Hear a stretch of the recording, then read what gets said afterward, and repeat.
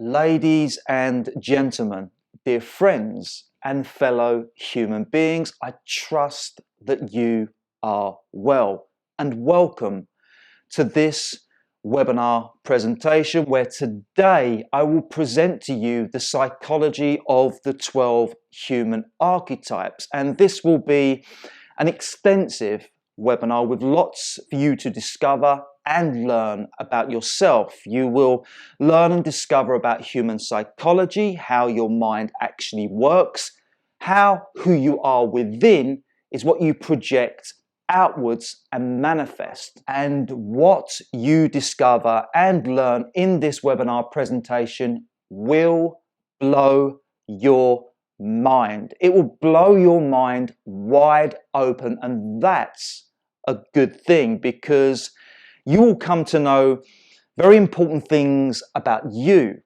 about others, about life that you didn't know before.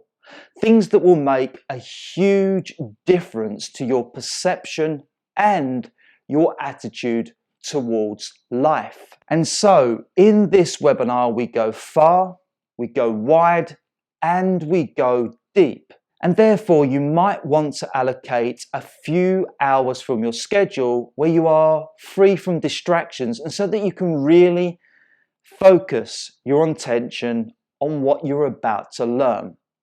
So just to reconfirm, in this webinar, you are going to learn about these 12 human archetypes that affect your behavior. These 12 human archetypes are different psychological and behavioral traits that we all have. They are these 12 individual mindsets, 12 different personas that have unique attributes that exist within all human beings.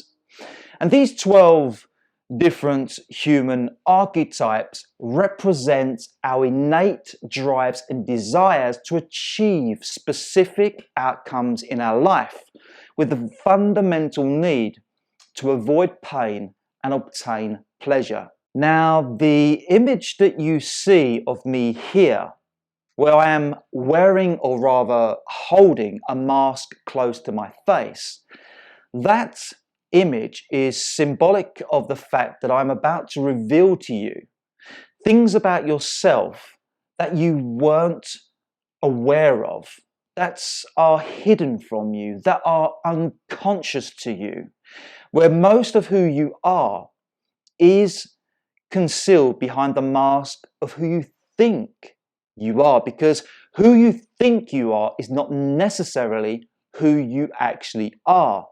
And this will make sense, this will become apparent as we go through this webinar. What is also crucial for you to know is this, that these 12 human archetypes are the reason why you engage with self-abusive and self-sabotaging behaviours that result in negative consequences more than less, where those missteps and mishaps in your life, they cripple your potential to become and do more of the stuff that you truly desire. And by self-abusive, I mean that you have unhealthy habits that degrade you emotionally, mentally, physically, and spiritually. By self-sabotaging, I mean that there are certain things that you are doing or not doing that impedes and limits the experiences, results, and quality of your lifestyle. So, is this something that you understand? Do you recognize where and how in your life that you do or don't do certain things that result in a bad outcome for you, where perhaps you are continuously making the same bad mistakes, where perhaps you are continuously experiencing the same negative emotions?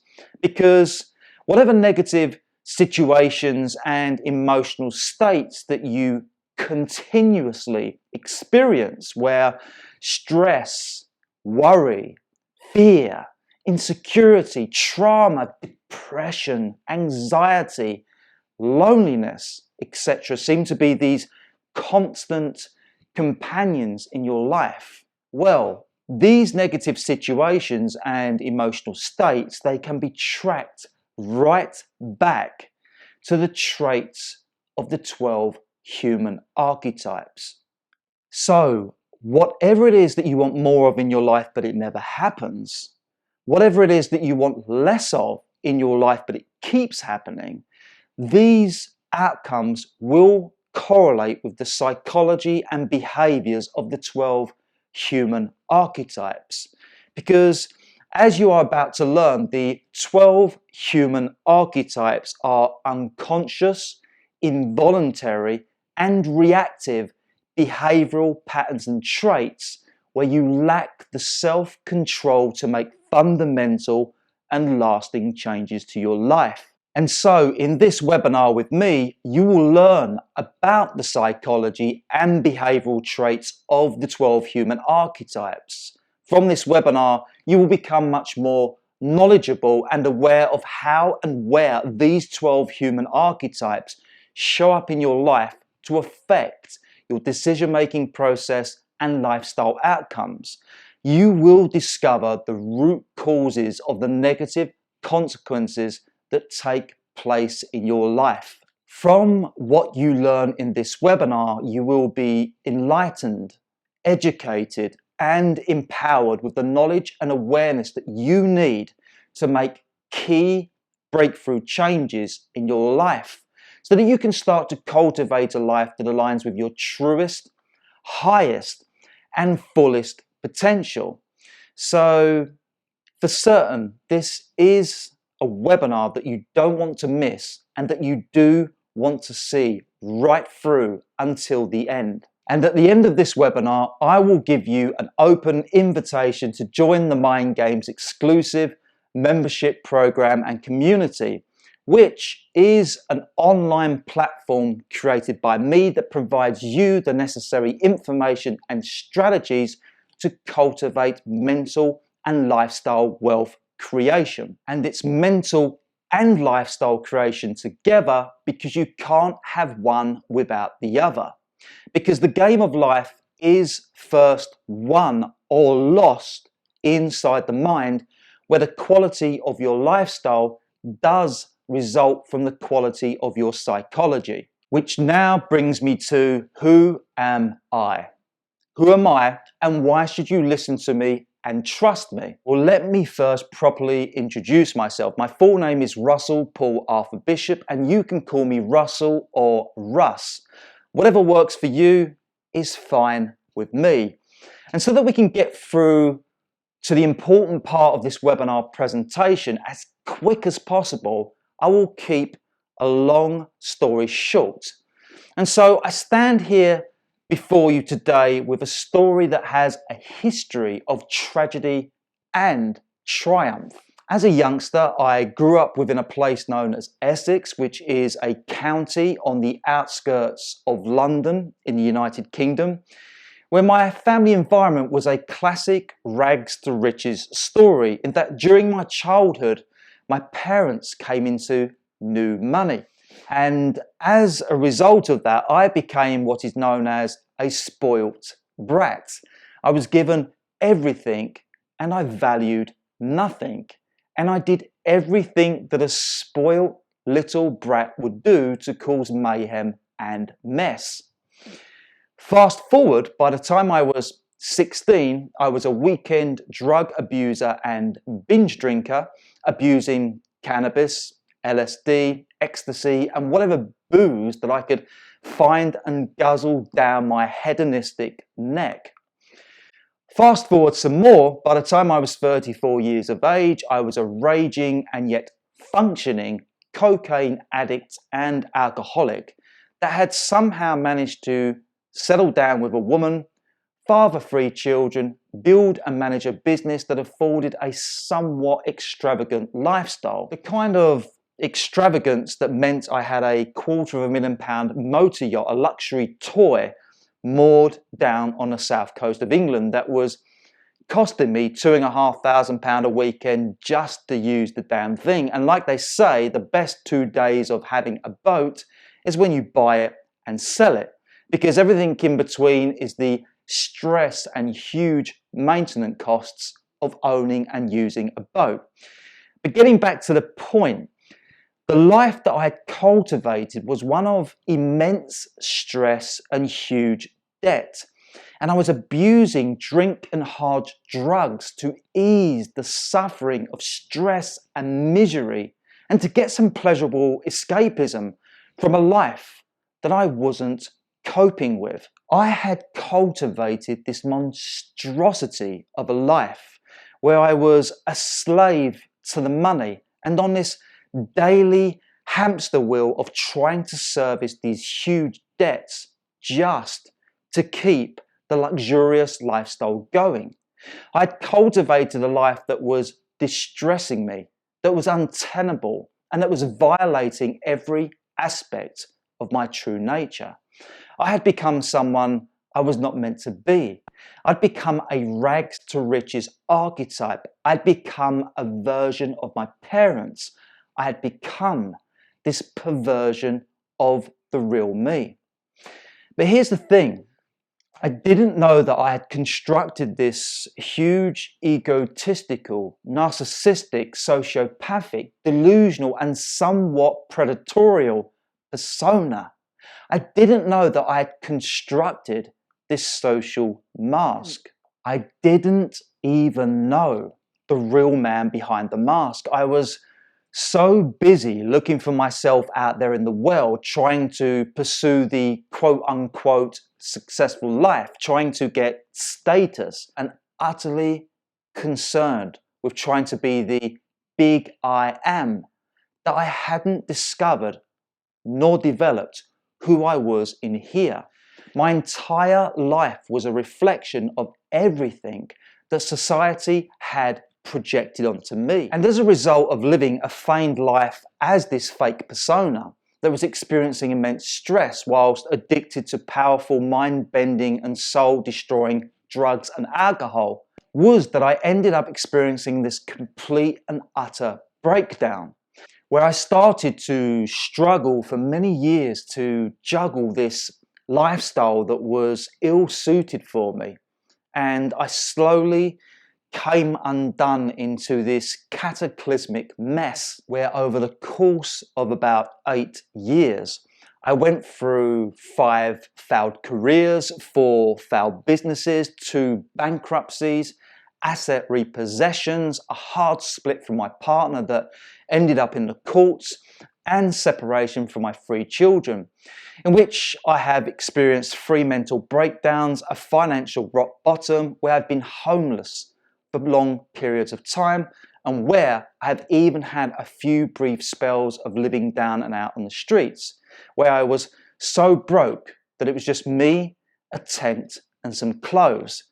And those are the kind of life experiences that make you go, ouch, that really hurts. And throughout most of that lifestyle chaos, I suffered in silence, with every bridge to the people that I loved blown to smithereens and covered in a dust pile of broken promises. And listen, back then my life was a bitter, sour symphony. It was a bad orchestration of feeling worthless, purposeless, loveless, and hopeless. I had submerged into the cold and desolate depths of an apocalyptic despair, of which I was severely depressed for over 1.5 years and living in abject misery. It was the kind of depression that left me bedridden for many days and where I would remain indoors like a broken hermit. It was a time in my life where I despised every genetic fibre of the barbaric ogre that I thought I was. And there was a stage at which I thought I had lost my marbles. I was unable to make sense of a mind that was fragmented into troubled pieces, where the decades of substance abuse had performed this chemical lobotomy And so back then, in every way that I viewed myself, I was this grotesque mess, this empty shell of a man, this shadow of my former shadow, where my entire life ripped apart and disintegrated into nothing, where I spent many years of life bouncing along a hard rock bottom, unable to catch a break, unable to experience happiness, security, or love. It was an awful time, the kind that I would not wish upon anyone, and yet despite all of that, I am still here. I am still standing. I'm feeling happier and stronger and more loving and determined than ever. Today, I live a life that is the full embodiment and expression of my truest, highest, and fullest potential. But how? How did I get through and then emerge from all of that tragedy to become the triumph? Well, as the result of my lifestyle collapse, I had experienced this awakening event. On one not so fine day back in my past, I had this profound awakening. It was during my lowest ebb, in my darkest hour, when I was unable to see any beauty inside the beast, when I realized that I couldn't carry on with all of that suffering, where I had sadly reasoned that I would rather be dead than feel the excruciating pains of staying alive.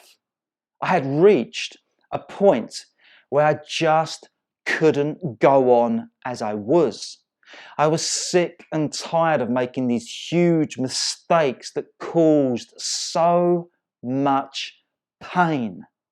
And I had resigned to the fact that it was me, that I was the cause of all my affliction, that I could not continue living as me. And what I didn't know at the time, that I had finally surrendered. I had finally surrendered my ego. In that moment of surrender, I experienced a profound insight and realization. Within seconds, my entire life had flashed before my eyes as though I was this outsider looking into my complete life story. With lucid clarity, and for the first time, I could see that I was running away from the truths of me. I was running away from the truths of all the mistakes that I had made. I was running away from my fears and insecurities. Throughout my entire life, I was trying so desperately hard to become someone else, someone that I thought I should be, someone that society said I should be, someone like my parents and my friends. And in doing so, I was running towards these cultural ideals of the successful life, where I had mistakenly believed that I needed to earn lots of money to get status and possessions in which to feel significant, worthy, lovable, and likable. And in trying to find who I was out there, I lost who I was in here. I had developed this outward persona that was vain, superficial, and materialistic, whilst the truth of me, the person inside, was someone I neglected, someone I denied, someone that I criticized and frowned upon, someone that I had persecuted for not being good, strong, or worthy enough. Who I truly was inside was a huge part of me that was left unnurtured, undeveloped, unknowing, unloved, and living within the fears and insecurities of uncertainty. And so I had built this mask, which was the outward persona, where the outward persona was faking it because my genuine self was too afraid to make it. As the fake persona, I had become a man on a mission impossible. I was self-deceptive, in self-denial, and living a distorted life that was beyond my authentic capabilities. I was engaging with life experiences that stimulated the fake persona, and yet they caused immense suffering to the inward person, which was the truth of me. And because my feigned life experiences did not feed my soul, there was nothing out there that could fulfill this growing void within. Inside of me was this growing void of unmet potential. The unmet potential was the innate talents, strengths, and skills of my true nature that were neglected and yet gasping with discontent for expression. Who I was deep inside was deeply unsatisfied, deeply upset, deeply disappointed, and deeply confused with the life that I was living on the outside. It was such a troublesome void of emptiness, discontent, and suffering that I needed more and more consumption, entertainment, distraction, and chemical alleviation in which to suppress and pacify that internal suffering. And it was only when my entire lifestyle had collapsed that my persona collapsed with it. That's because my persona was a superficial mask that was attached to and stimulated by the externals of my life.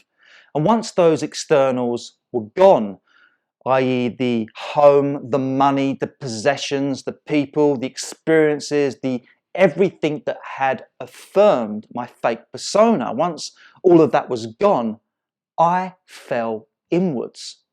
I fell inwards into this void of unknowingness and nothingness because the person within was so lost, so unknowing, so weak. And so at 36 years of age, after 3 decades of living as this fake egoic persona, when that persona collapsed, I was left in a place of utter mental desolation. I was this man-child, a person with childish logic trapped inside an adult's body. Those decades of habitual drug and drink abuse, egocentrism and self-denial, they had frozen over my intellect and emotions, leaving me with the mental capacity of a naive, immature and irresponsible schoolboy. And so, as a consequence of my awakening event, I then embarked on 2 massive life-changing journeys. One was the inner journey of self-discovery, and the other was to discover how the world out there actually works. And what followed was 8 years of intensive self-development, rebuilding myself from the inside out, which involved extensive research, study, and application of psychotherapy, psychology, philosophy, spirituality, astrology, nutrition, health, and fitness, where I mastered myself. And in mastering myself, I managed to overcome the negative karma of my past problems and overcome my attachments and addictions.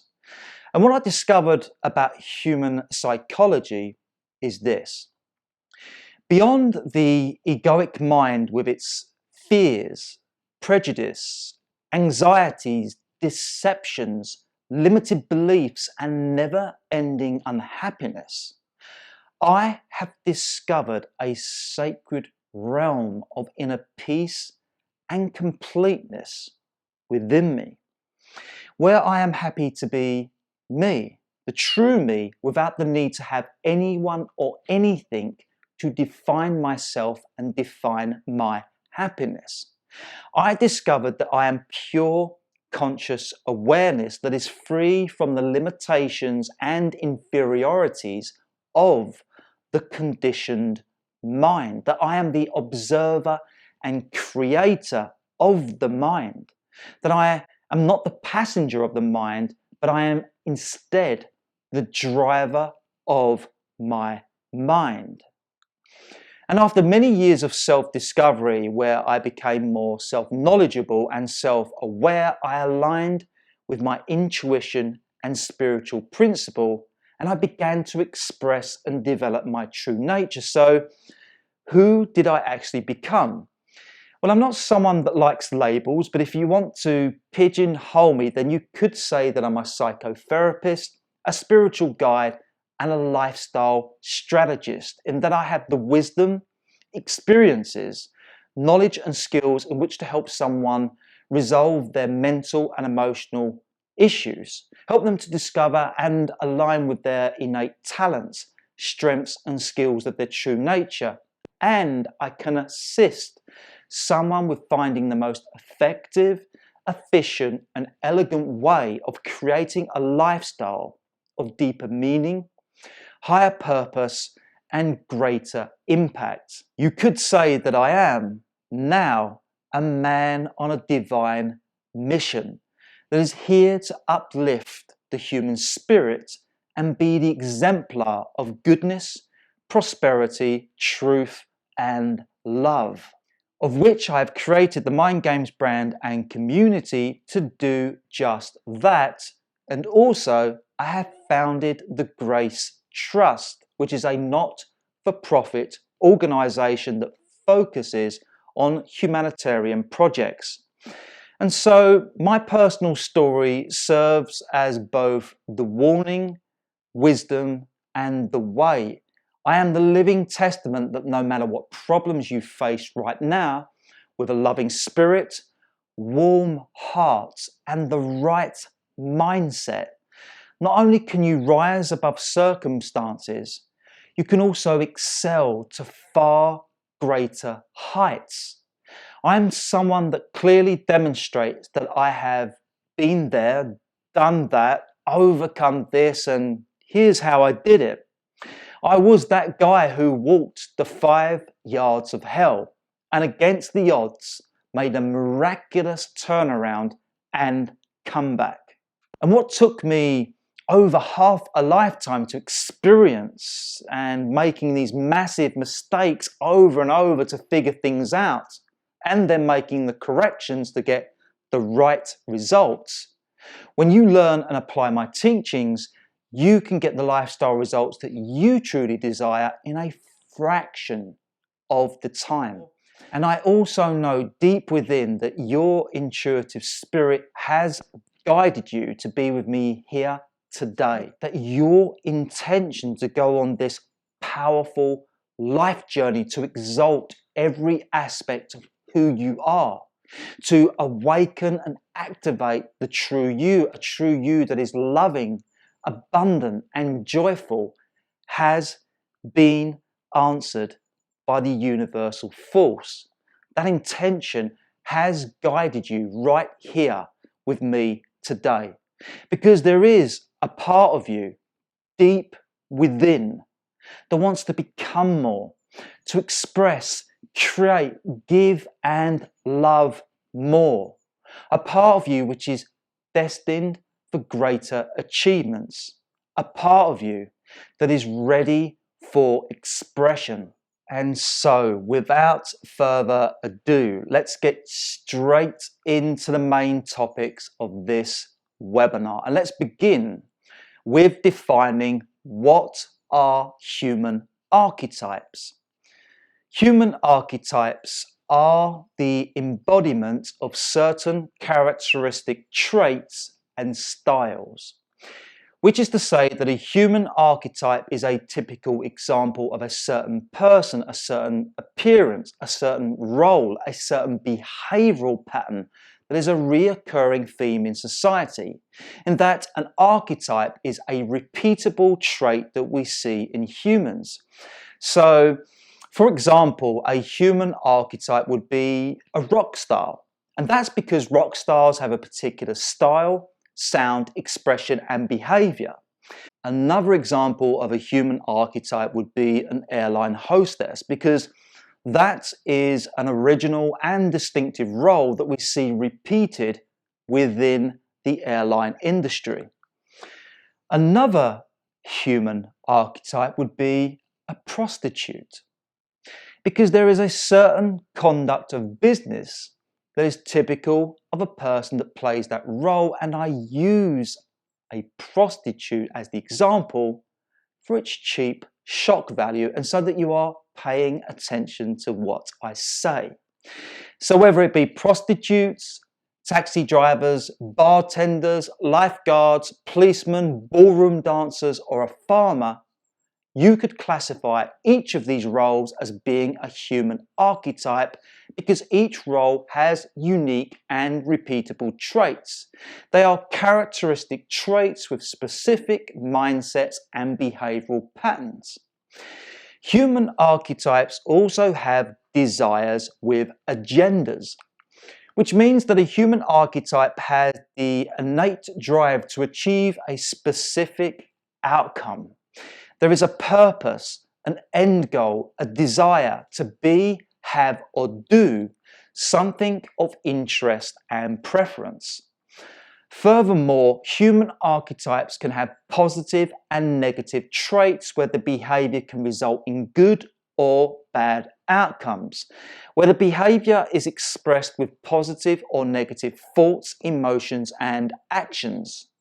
So now that you know what a human archetype is, now let's explore who are the 12 human archetypes. And before I introduce these 12 human archetypes to you, I need you to know that it has taken me over 3 years of extensive research, study, and contemplation in which to become aware of and define these 12 human archetypes. So, drum roll please. Here are the names of the 12 human archetypes. We have the fantasist, the escape artist, the false victim, the sadist, the defeatist, the exhibitionist, the thrill seeker, the trickster, the imposter, the jester, the sycophant, and the perfectionist. Now, the names of each human archetype that I have just listed epitomizes their main characteristic traits. And so by their archetypal names alone, you already have a good idea of what the main characteristic trait of each archetype is. For instance, the fantasist archetype is the characteristic trait of fantasizing. The escape artist archetype is the characteristic trait of escapism. The false victim archetype is the trait of falsely acting like a victim. The sadist archetype is the trait of being a sadist. And the defeatist archetype is the trait of defeatism. And so on and so forth. And if you are new to these 12 human archetypes, if you are unfamiliar with the psychology of what it means to think and behave with certain archetypal traits, then don't worry, because over the next few slides, I will bring you up to full speed on what it means to act with archetypal traits. So let's move on with, why do you need to learn about the 12 human archetypes? Well, there are 2 hugely important things that you need to know, that you truly need to understand about these 12 human archetypes. And the first one is that they have self-abusive traits. Now, what do I mean by self-abusive? It means that these 12 human archetypes are the reason that we engage with bad, immoral, toxic, depraved, sinful, and degenerative habits. They are the reason that we consume and do things that degrade the quality of our life, in that we become poorer, weaker, slower, deficient, disordered, incapable, infirm, and diseased. Secondly, the 12 human archetypes have self-sabotaging traits. This means that we deliberately limit, restrict, obstruct, avoid, damage, or destroy even an aspect of who we are and what we do. And self-sabotaging behaviours are what prevents personal growth and lifestyle development. And so, with the 12 human archetypes, we are talking about negative traits that result in personal and other harm, loss, and injury. And so, to summarize this part of the presentation, the 12 human archetypes are why you engage with self-abusive and self-sabotaging behaviors, where you are doing certain things or not doing certain things that results in some type of harm, loss, and injury. And if you look at some areas of your life, this would be immediately obvious to you. There are some areas of your life where you engage with self-abusive and self-sabotaging habits and behaviors. And there will be parts of your life where this is not so obvious. But as you become more aware of the negative traits of the 12 human archetypes that I present to you in this webinar, it will become obvious where you are unknowingly self-abusive and self-sabotaging, which brings us both to the next slide. Why do you self-abuse and self-sabotage? Because think about it, self-abuse and self-sabotage, they result in negative consequences that cause suffering. So why would you cause harm to yourself? Why would you put yourself in harm's way? It's because of A, you lack self-control. That's because the 12 human archetypes are autonomous, impulsive, reactive, and involuntary traits, which means that these archetypal traits act on autopilot mode without you being able to control their behaviors.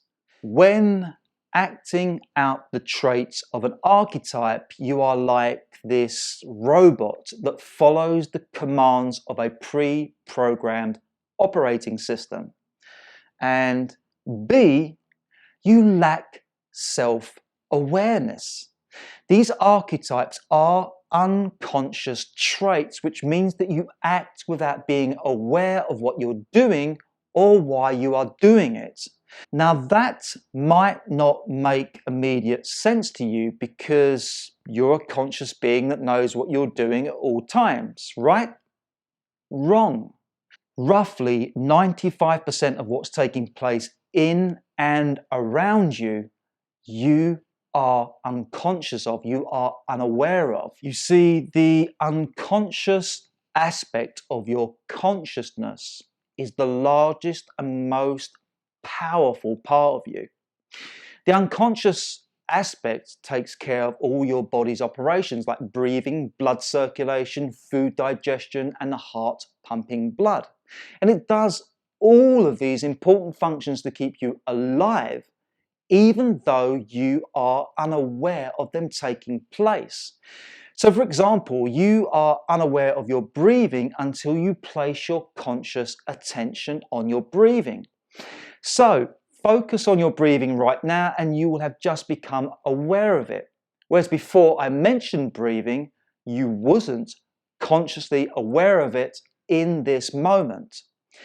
Here is another little experiment to help you distinguish the differences between the conscious and unconscious aspect of who you are. I want you to now focus on this logo on the right side of the screen that says play to win, because that's why you're here with me today.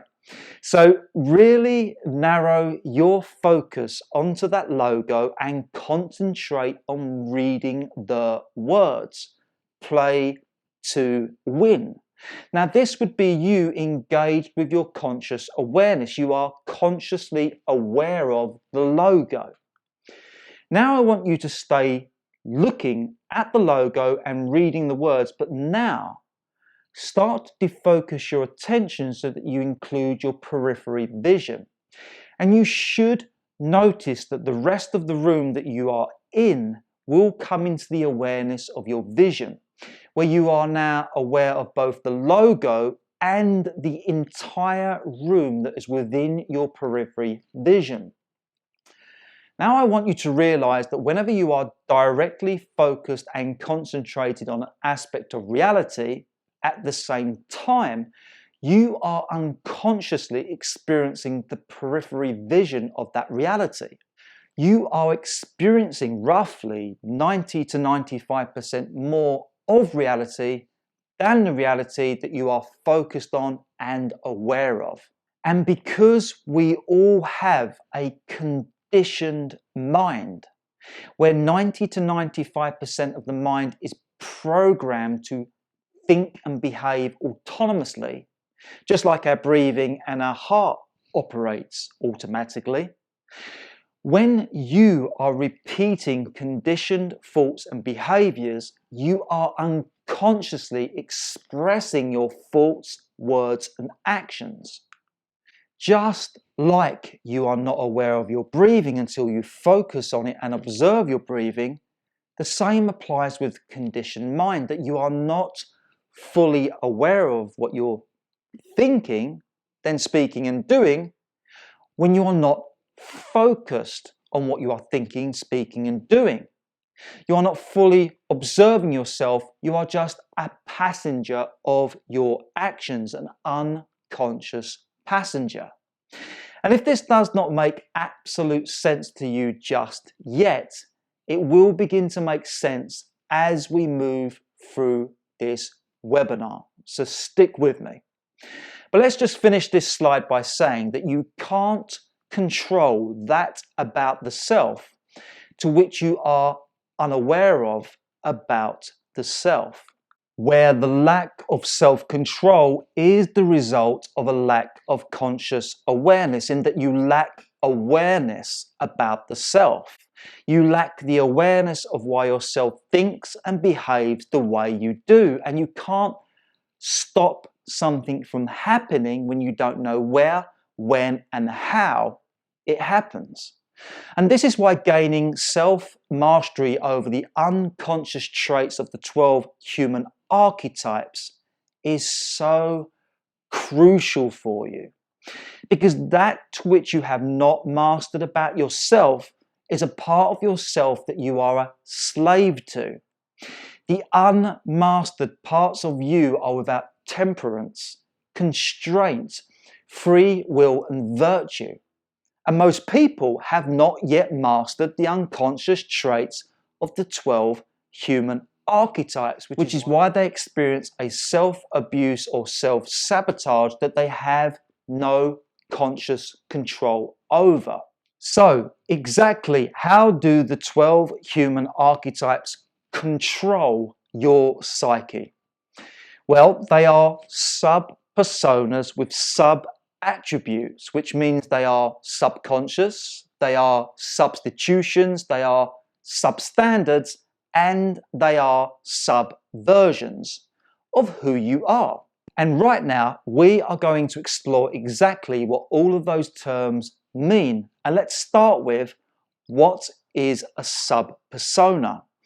Well, a persona is an aspect of someone's character that is presented to others and that is perceived by others, where you would have this overall persona, a specific personality, a social face that you present to people.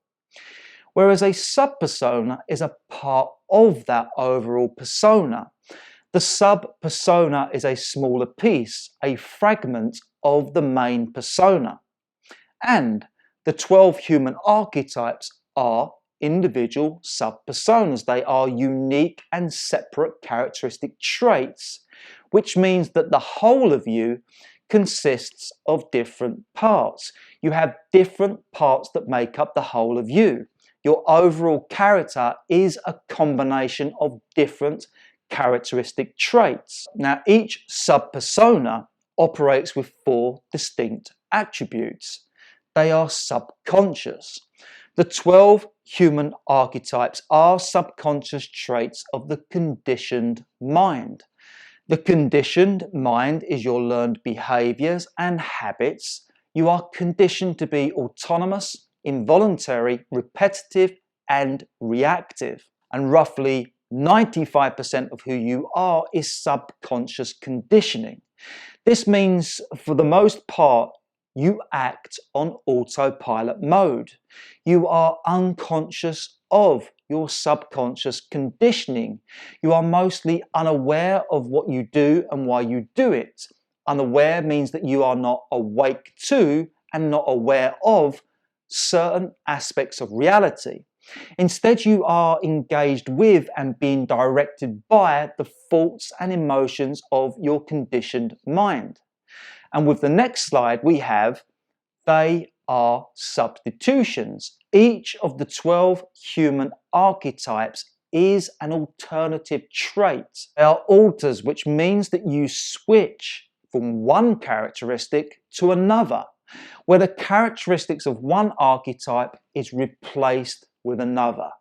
This change in character affects your behavior in a small but significant way. So, for example, you could be the fantasist archetype in one moment, where you are fantasizing about something, and then in the next moment you have switched mindsets and you have altered your characteristic traits to become the escape artist archetype, where you now have a strong urge to escape from something.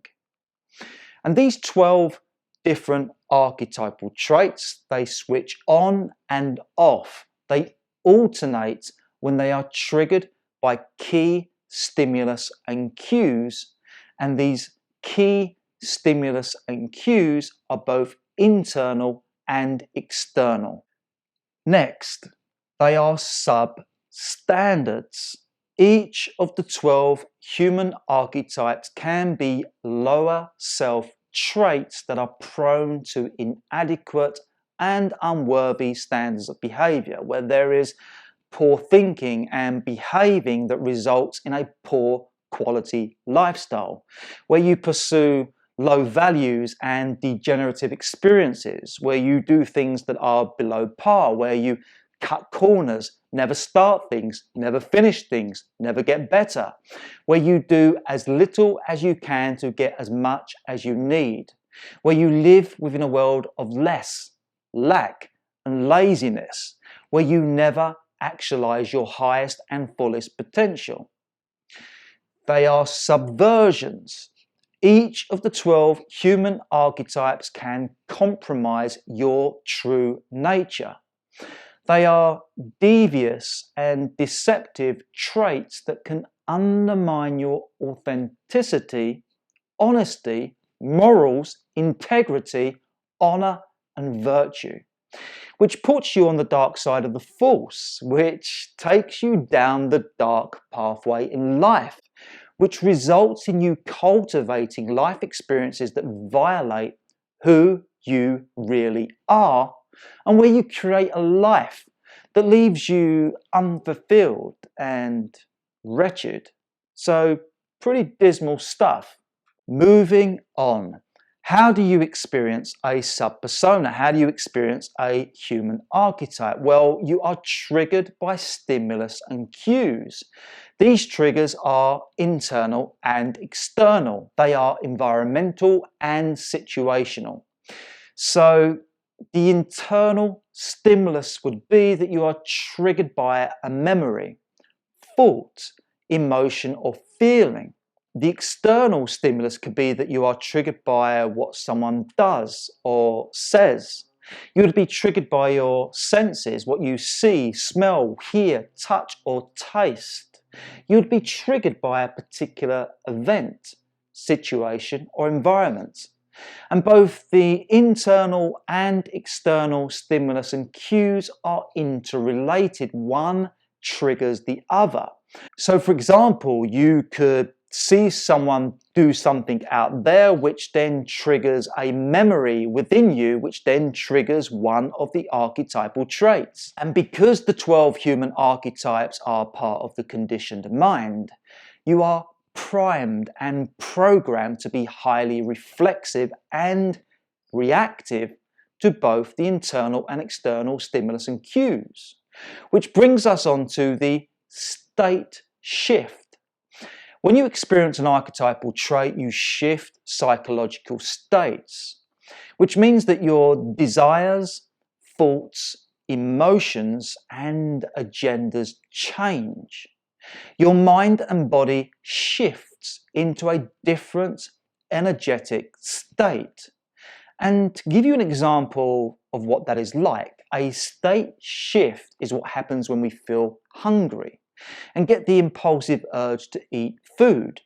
The mind and body is utterly possessed and triggered by nothing else than strong desires, vivid images, and suggestive thoughts that are fixated upon the what, where, and the when will I eat. We are driven towards obtaining food, where getting food is the main focus, the attention, and the desired outcome. And once that desire has been satisfied, in this case you have eaten, your mind and body then shifts into a different state and moves on to the next task. And we do unconsciously flip between different states of mind and behaviors without realizing that we do. State shifting is a normal de facto of life. We often shift into altered characteristics each time that we engage with different tasks and role plays that require a different mindset and skill. We often become a different person for one moment and situation to the next. And next, the 12 human archetypes are all conditioned to be within a pain to pleasure cycle. When triggered by a stimulus and cue, you have this reactive need to escape from a psychological or physical discomfort and seek some type of pleasurable relief. And those discomforts are usually associated with some type of fear, insecurity, trauma, and shame. We're talking about the fears of loss, harm, rejection, embarrassment, etc. The insecurities that we have about our looks, our abilities, our performance, our inferiorities. We are talking about the past traumas where something shocking and hurtful happened, which is now being triggered by a present day situation. And we are talking about the shames that we feel over the things that we've done, or the shame that we have about the things that make us feel unworthy, regretful, disgusted, and lesser. And these psychological and physical discomforts will become apparent to you as you explore the individual profiles of the 12 human archetypes. Now, for timekeeping purposes, I won't be able to explore all of the 12 human archetypes in this one webinar presentation. No kidding, it would take me a whole day to outline the different profiles of each of the 12 human archetypes. So in this webinar presentation, I will present to you the profiles of 4 of the human archetypes. I will explore with you the FANTASIST archetype, the escape artist archetype, the defeatist, and the imposter archetypes, where I will get straight to the most important points of each archetype. And if at the end of this webinar you are interested in learning about the other 8 archetypes, then there will be an opportunity for you to do so. So in this webinar, we are going to explore 4 of the 12 human archetypes, and we start with the FANTASIST archetype. The FANTASIST archetype is the part of you that imagines the things that you desire. The fantasist within you desires pleasure, indulgence, and reverie. The fantasist archetype lives by a motto, arouse me and I'm yours. And so the fantasist archetype is our super highway drive towards experiences that are stimulating and satisfying. We are triggered by and launched towards anything or anyone that gives the thrill, excitement, the pleasure, and the decadence. You are being the fantasist when you are having vivid imaginations coupled to strong yearnings for something that you have imagined will bring you ultimate pleasure. Where you are lost within a pleasurable fantasy, your mind is in fantasy mode. And typically, you start to fantasize when actual reality has become dissatisfying. When you feel unhappy, when things are boring, uneventful, unappealing, and discomforting, this is when you start to fantasize about a more exciting and abundant life. And so, a fantasy is a way of escaping reality. And to help you recognize when the fantasist archetype is present within you as a state of being and doing, I have categorized 5 different types of fantasies. So let's first explore fantasy ideals. Okay, so we all fantasize about living the most ideal type of life.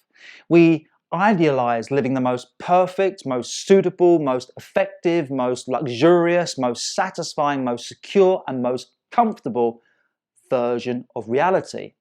We can fantasize about the ideal relationship, ideal career, ideal finances, ideal home, ideal appearance, ideal possessions, ideal experiences. I think you get the picture. Now, ideals are important to have.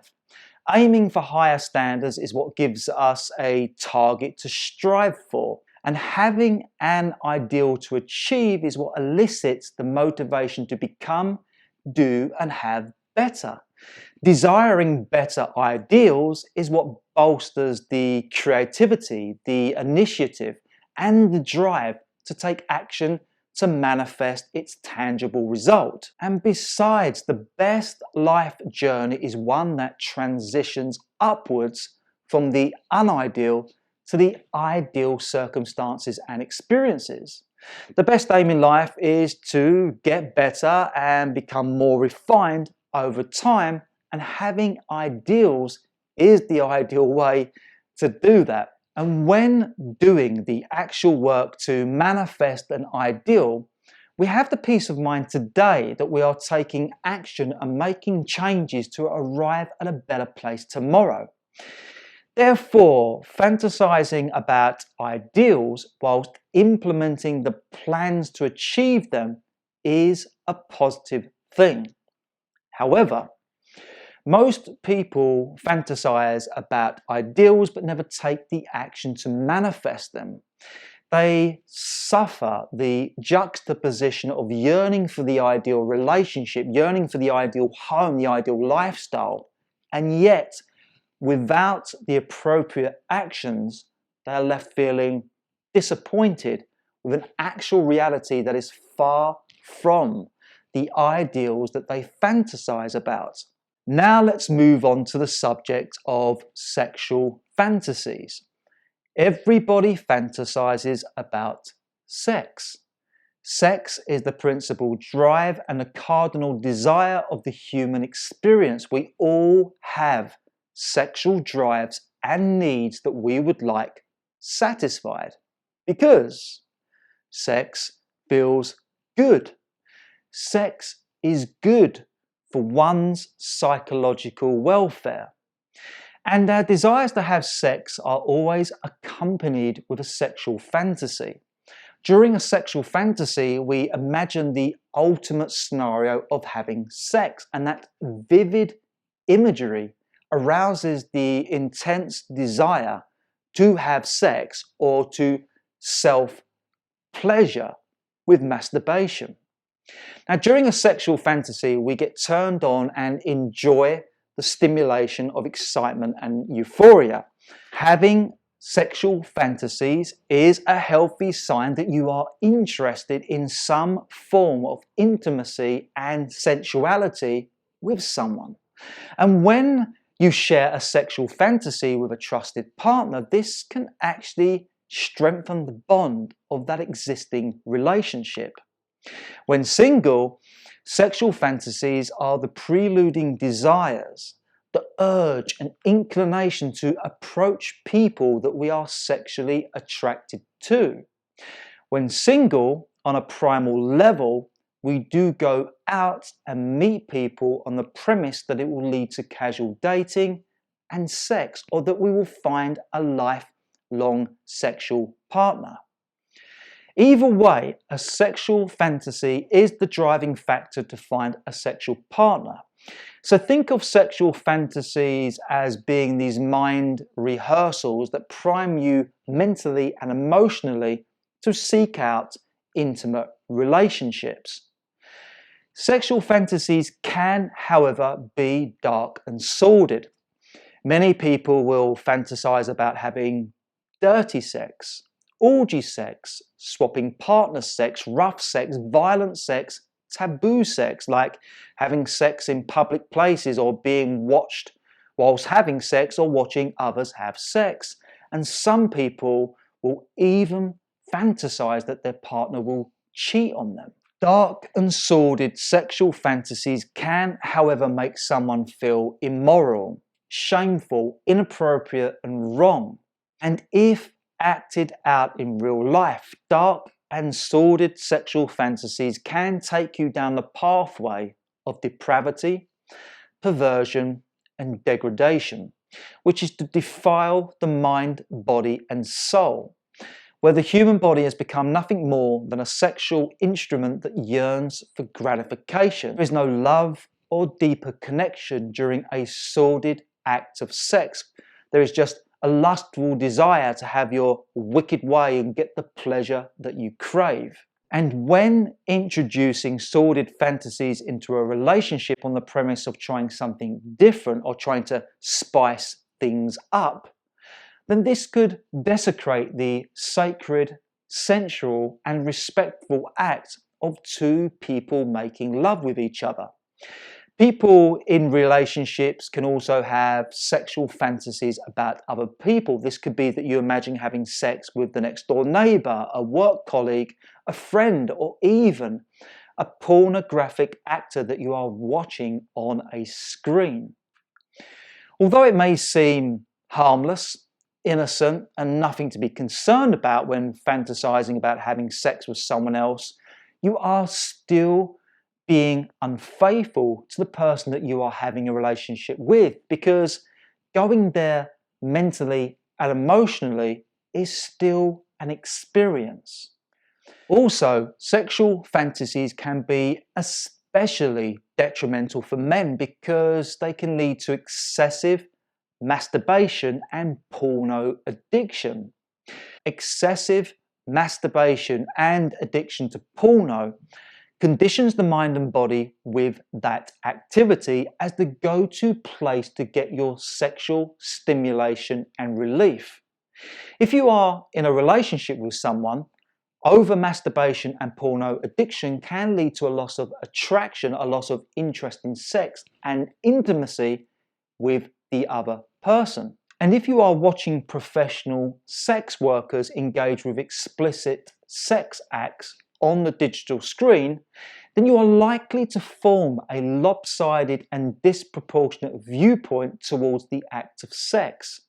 And if these viewpoints are not reciprocated by a partner, this can lead to doubts, distrust, and paranoia in the relationship, conflict and resentment when you start expressing those lopsided viewpoints. If you are single, then excessive masturbation and porno addiction will lead to a loss of interest and motivation to pursue sexual encounters in real life, because If you are getting your sexual needs relieved over here, then there is no need to find a partner to get your sexual needs satisfied over there, which in effect takes one further away from the very thing that they truly desire: sex with a real person. Sexual fantasies can also upset the dynamics of a relationship when two people have different sex drives. If those sexual drives are not acknowledged, explored, appreciated, and resolved, then this can lead to sexual incompatibility and frustrations between two people. Also, fantasizing a lot about sex is the cause of flirtatious, provocative, seductive, and promiscuous behavior.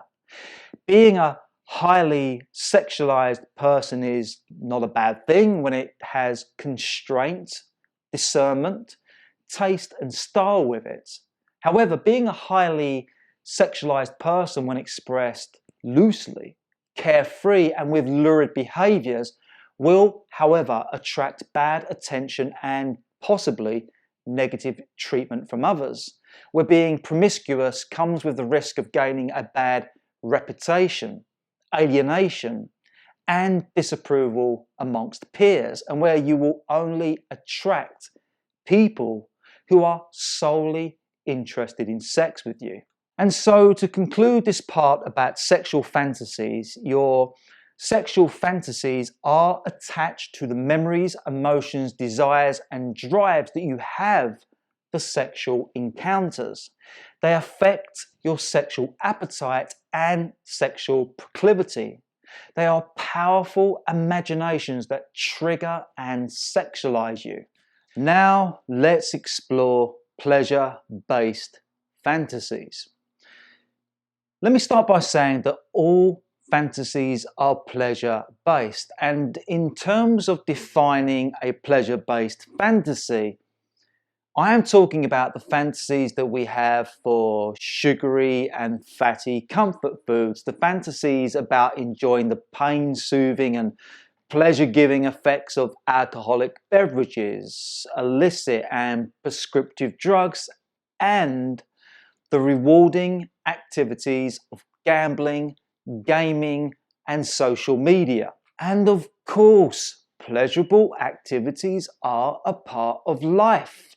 A little bit of pleasurable indulgence every once in a while and within strict moderation is harmless.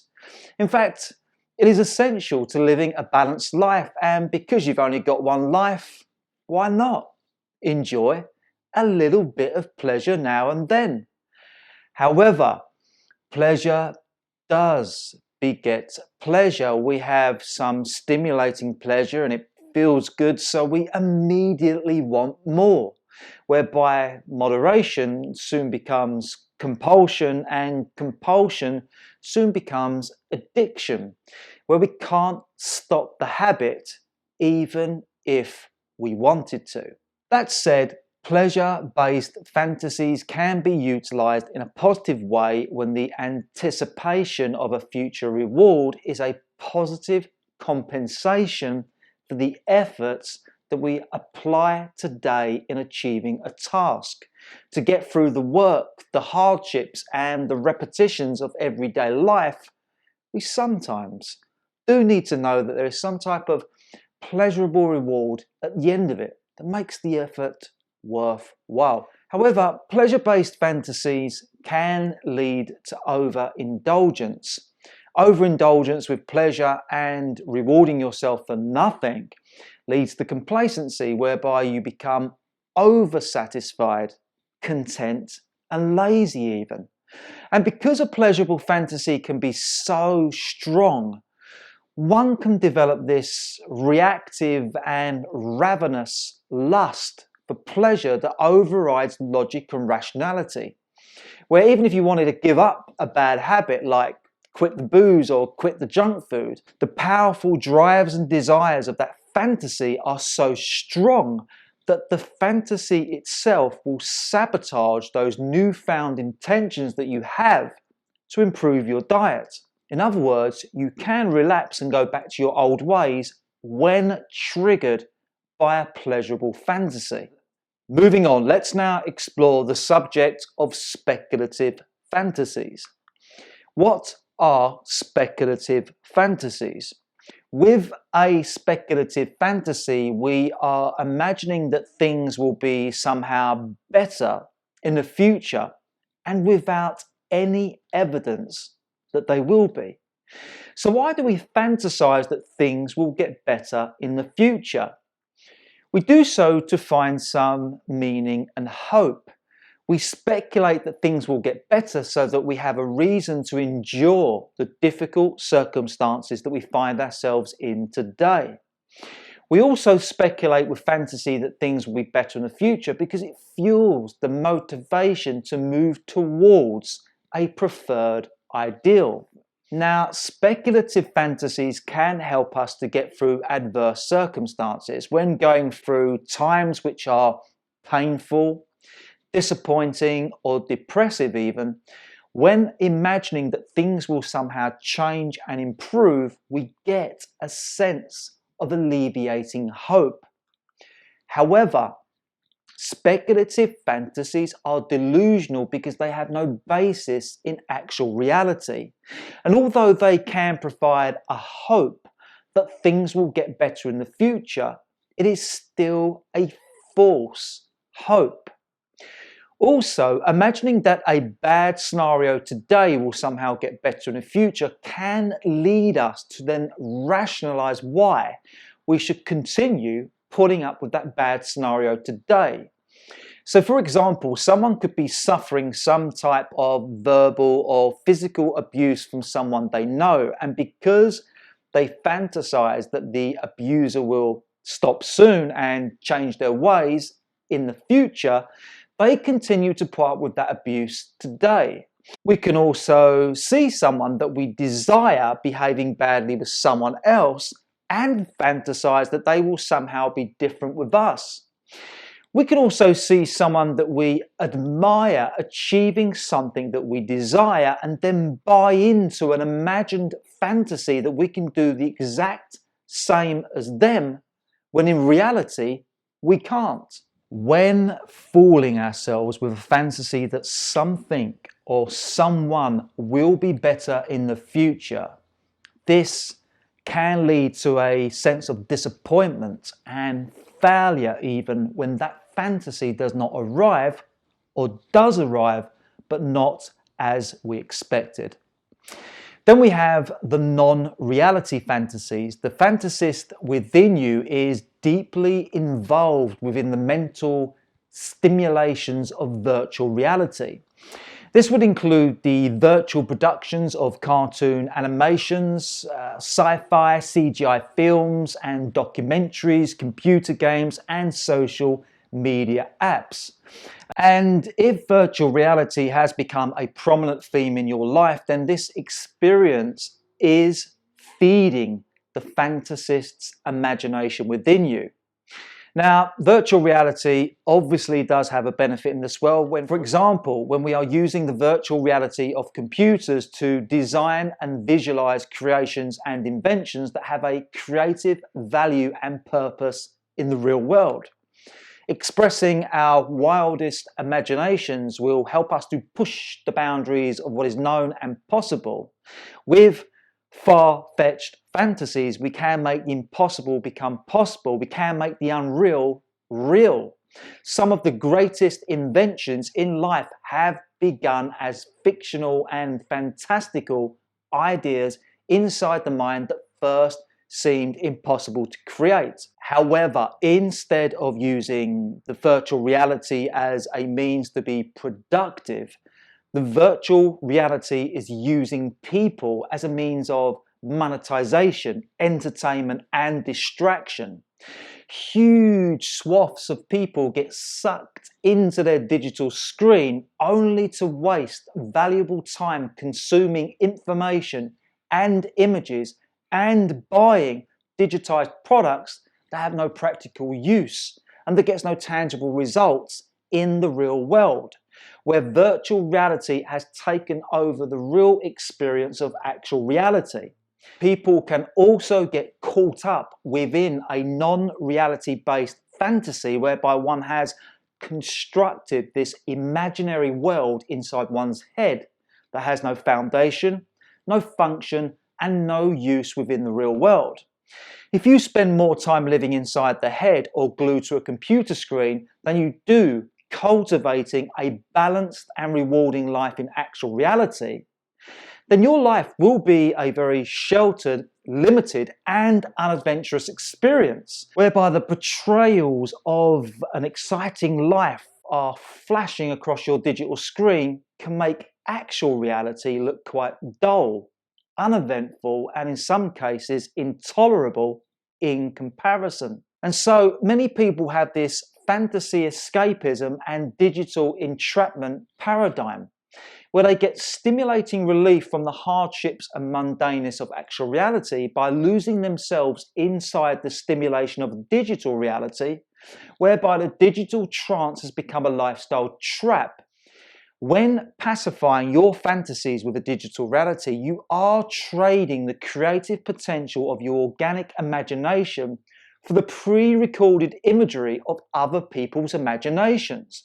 Rather than explore, exalt, and express your own imagination, you become a participant of other people's imaginations that are being projected out and into your mind from the digital device. There is also the high risk of developing a digital psychosis, a mental disorder where the mind has been hijacked by a virtual world of images, and the mind itself is being impaired and disconnected from actual reality, where there is less correlation and compatibility between the virtual and actual realities, and therefore less interest and inclination to participate in a real world that does not meet the interests, expectations, and stimulations of your digital reality.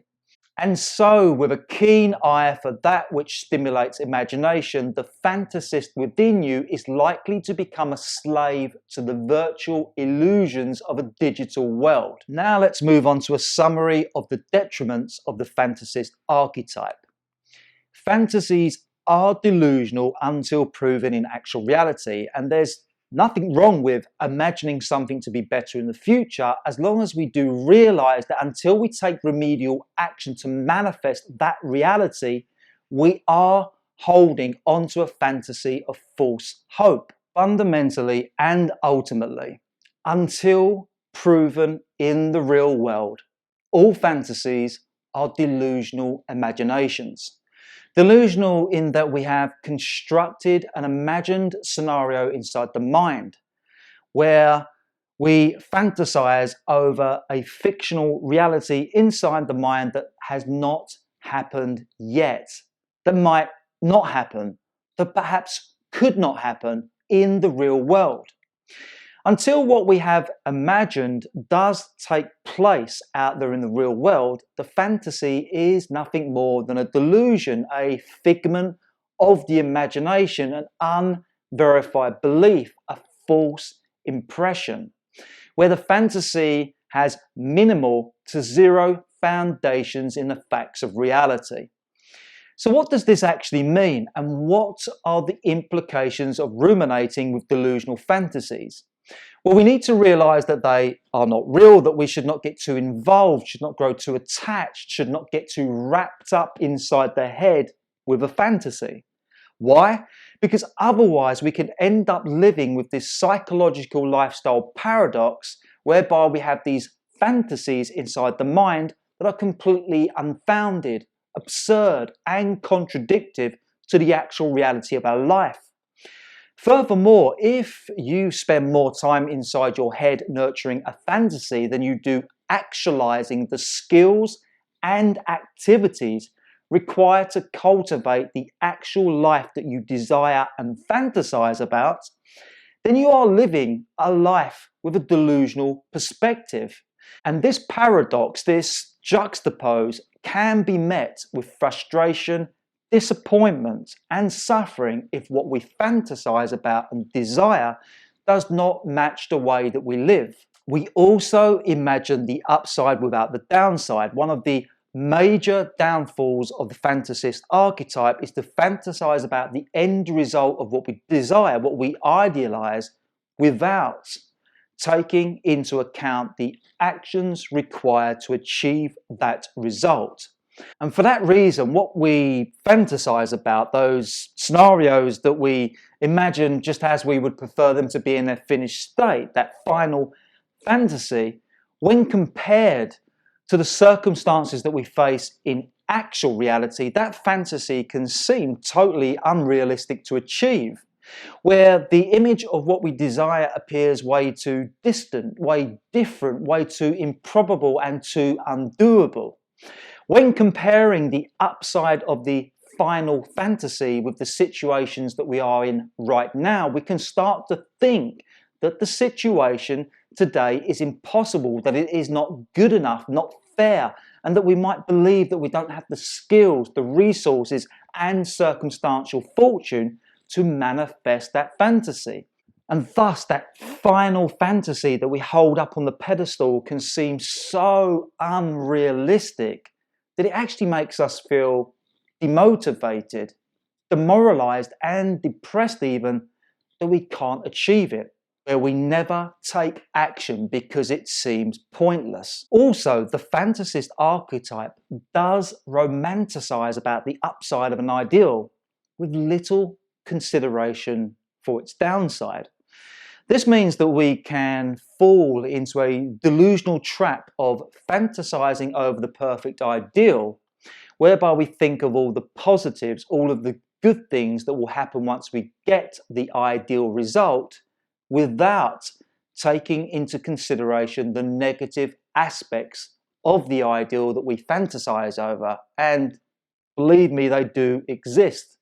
So the trap that we fall into inside the mind when imagining, say, the ideal career, the ideal relationship, or the ideal finances, etc., is to conjure up these unrealistic, once in a lifetime, these happily ever after fairy tale scenarios whereby we imagine the final fantasy of how great that ideal will be without taking into account the efforts, the difficulties, the unknowns, the sacrifices, and the costs that are required to manifest that ideal and then live out the ideal circumstances that we fantasize about. And it is when you chase after imagined ideals without the proper due diligence that the fantasist trait will set you up for an almighty fall.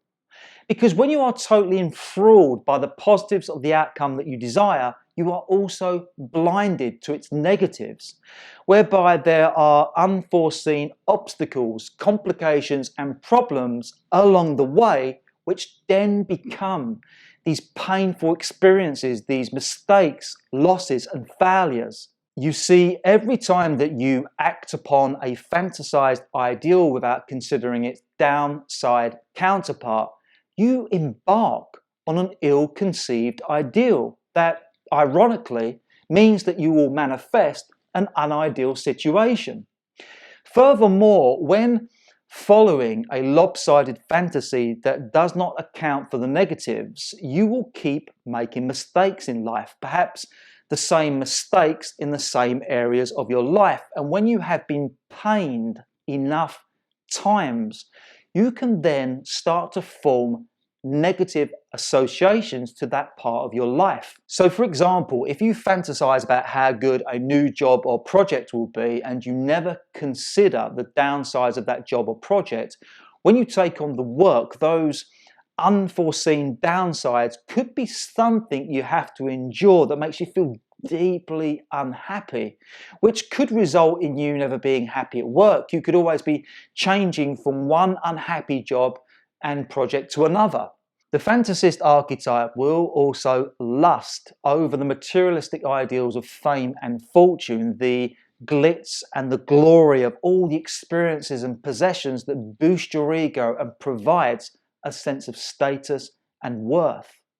And yet, when you feed a fantasy that is vain, superficial, and materialistic, What you do and who you become in life will only be a worth that floats on the surface and never resonates deep within to feed the soul of your true nature. Nor will these superficial fantasies provide you with fulfillment and lasting joy. The next detriment of the fantasist archetype is that this characteristic trait is the superhighway trigger to our pleasurable habits and vice. When unchained and unchecked with pleasurable imaginations and desires, the fantasist archetype will become the superhighway trigger towards our naughty, sinful, and indulgent habits. And so, if the compulsions of the fantasy are that strong, it can override your logic, rationality, and composure, where you are so carried away with the desires and urges of your fantasies that you frequently use, abuse, and binge on the things that give you pleasure, especially where stimulating activities and substances are concerned, like junk food, alcohol, illicit prescriptive drugs, gambling, gaming, or social media, and whatever else it is that gives you that little fix, that high, that excitement and thrill. And if pleasure-based activities have taken over your life, if you are addicted to pleasure-based activities where you spend more time pursuing pleasure to the neglect of other parts of your life, like your health, your fitness, your relationships, your finances, then clearly the penchant for pleasure will lead to an imbalanced life. That's because that desire for pleasurable consumption will leave you unfulfilled and impoverished in the other different areas of your life. Being continually driven by the pleasurable desires of a fantasy will only lead to the unrelenting need to pursue and consume more and more pleasure, albeit these are temporary pleasures, because pleasure never lasts. And so, temporary pleasure can never provide lasting satisfaction, which is why pleasure begets pleasure. We enjoy the highs, then endure the subsequent lows, and then crave more. And these cravings and highs and lows are all triggering the fantasy of having more pleasure. And when the mind and body is possessed with fantasies of pleasure, one can easily sink into the depraved repetitions of overconsumption and overstimulation, whereby we can cultivate bad and toxic habits that take us downwards on a path of diminishing returns, which means with each cycle of pleasure, the stimulating effect is less, which triggers a need for more and more, which then becomes less and less, where the negative consequences of our bad and toxic habits starts to outweigh and supersede the positives. And those negative consequences can play out psychologically, physically, within our relationships, our finances, and our overall well-being. Which brings us on to the detriment of escaping from actual reality. Almost always, a fantasy is never the same as its manifested reality, which is to say that we can fantasize over the delightful images and desires of the experiences that we long for, and yet in the achievement of that actual experience, the reality of that experience will always look, feel, smell, taste, and sound different than what we had originally fantasized about, where the actual reality of what we desired and achieved can be much nicer or worse than the original fantasy. Quite often, you will find that an imagined fantasy is much better than the actual reality, because the fantasy does not come with the problems, the limitations, the judgments, the upsets, or the disappointments of its manifested counterpart. And so, when the fantasy is better than the actual reality, we can start to incubate with those fantasies inside the mind. And sometimes we can get so lost inside the head with a fantasy that we never pursue it in real life. Because again, the reality is never the same, never as easy, never as secure, never as comfortable, and never as good as the imagined fantasy. The highs of an imagined fantasy will always cause us to frown upon, dismiss, avoid, ignore, and move away from the perceived lows of an actual reality that does not live up to the fantasy. And it is the extreme highs of a fantasy that can cause us to pull back from and never go after a lot of experiences in reality, because we fear that they won't be as good as we expect and desire. Where the fantasy itself has deluded us into believing that we can have the perfect scenario when the perfect scenario does not exist. The fantasy itself can convince us of not settling for anything less or different than the imagined fantasy, even though it is highly unlikely that that imagined fantasy high can be replicated in actual reality. You see, the reality is that actual reality is always messy, uncertain, changing, unfolding, inconsistent, problematic, and where both the highs and lows of life, they exist in equal measure and often exist in the same place. Therefore, pining after or trying to manifest a life that meets the pleasurable demands of a lopsided fantasy will only be met with suffering. We suffer whenever the experiences and achievements that we expect and desire and fantasize about are not forthcoming. And so when the actual reality of our circumstances and environment does not live up to the quality and expectations of the fantasy, we can start to withdraw away from that aspect of our life and withdraw into the fantasy inside the head.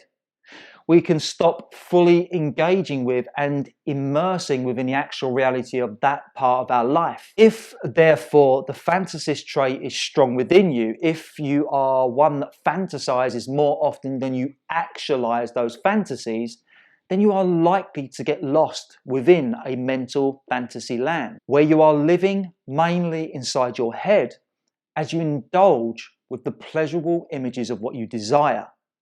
If you are mostly preoccupied with a fantasy world inside the head, then you will spend more time within your imagined fantasies than living within the present moment of reality, the present moment of now, which is the only thing that's real. Because the imagined fantasies inside the head are usually the repetition of images that you have been replaying over and over and over again, which means that you are reliving the recording of an image inside your head, whereas you can only experience actual reality when you are free from the recorded images and thoughts inside your head, when you are in the present moment of now as untainted conscious awareness. Also, if fantasy land is where you spend most of your time, lost inside the head, then your life is going to be pretty static, unadventurous, reclusive, and restricted. You are likely to spend most of your time in a room or continuously plugged into a digital device that is stimulating, feeding, and growing your imagined fantasies, where essentially you are living in a fantasy land prison cell inside your mind. People that spend most of their time within the imagined world of fantasy and that constantly stimulate that fantasy with a digital device will live an enslaved, robotic, and paltry life, where the lifestyle has become one of restricted perimeters and limited adventure and activity. Those who do get snared by mental fantasy land and its counterpart on the digital device will also struggle to cope with the everyday mundaneness of actual reality, whereby the fantasy then becomes the place to get relief from a life that appears to be lackluster, where actual reality does not stimulate the senses as good as the digital stimulus of a virtual reality, where people can start to box themselves off inside a fantasy land and cultivate this private little world inside their head, which is exclusive just to them, and whereby this exclusive little world inside their head is where they start to feel estranged, isolated, and lonely. And so, by feeding your imagined fantasies and living mainly inside their head, although this may provide some type of pleasurable escapism and relief, you are also at risk of cultivating a life that is delusional, disconnected from and disproportionate to actual reality. And now for the final detriment. Dark fantasies lead to degenerative behaviours. Where dark, sordid and inappropriate fantasies are concerned, if these fantasies are acted out, then they can lead to experiences and outcomes that degrade and defile the quality of your life, where you are attracting and mixing with the wrong people, ending up in bad places or situations and getting into trouble more often than not. And unless you are a dark soul that has no conscience, then these type of fantasies will elicit the negative emotions of guilt, embarrassment, shame, insecurity, weakness, and even anger. With dark fantasies, you can feel odd, disturbed and disgusted even by some of the fantasies that you're having. You can start to feel wrong or doubtful about what you are imagining and question your own morality and decency. And so if you have dark fantasies that disturb you, then you may have some unresolved issues in the past that need some type of psychotherapy to resolve. And this is where I will end the profiling of the fantasist archetype. So, do you resonate with some of the traits that we've discussed? Can you see where this archetype shows up in your life? Do you feel that there are any detrimental aspects of this archetype that are causing you harm? And look, I know that this information is a lot to take in. So it will pay for you to review this webinar presentation until everything does eventually sink in. And it will, I promise you. So let's get ready for the second archetype. The second archetype is the escape artist archetype. The escape artist archetype represents that strong feeling to escape from situations that you find intolerable, where this part of you desires immediate relief, distance and shelter from pain, where screw this, I'm out of here, is the escape artist's motto. Okay, so this archetype is all about premeditated escapism, in that when confronted with an intolerable situation, this part of you is thinking about and planning ways to avoid that situation. And when I say intolerable, I mean that you find a situation difficult, discomforting, upsetting, and unbearable.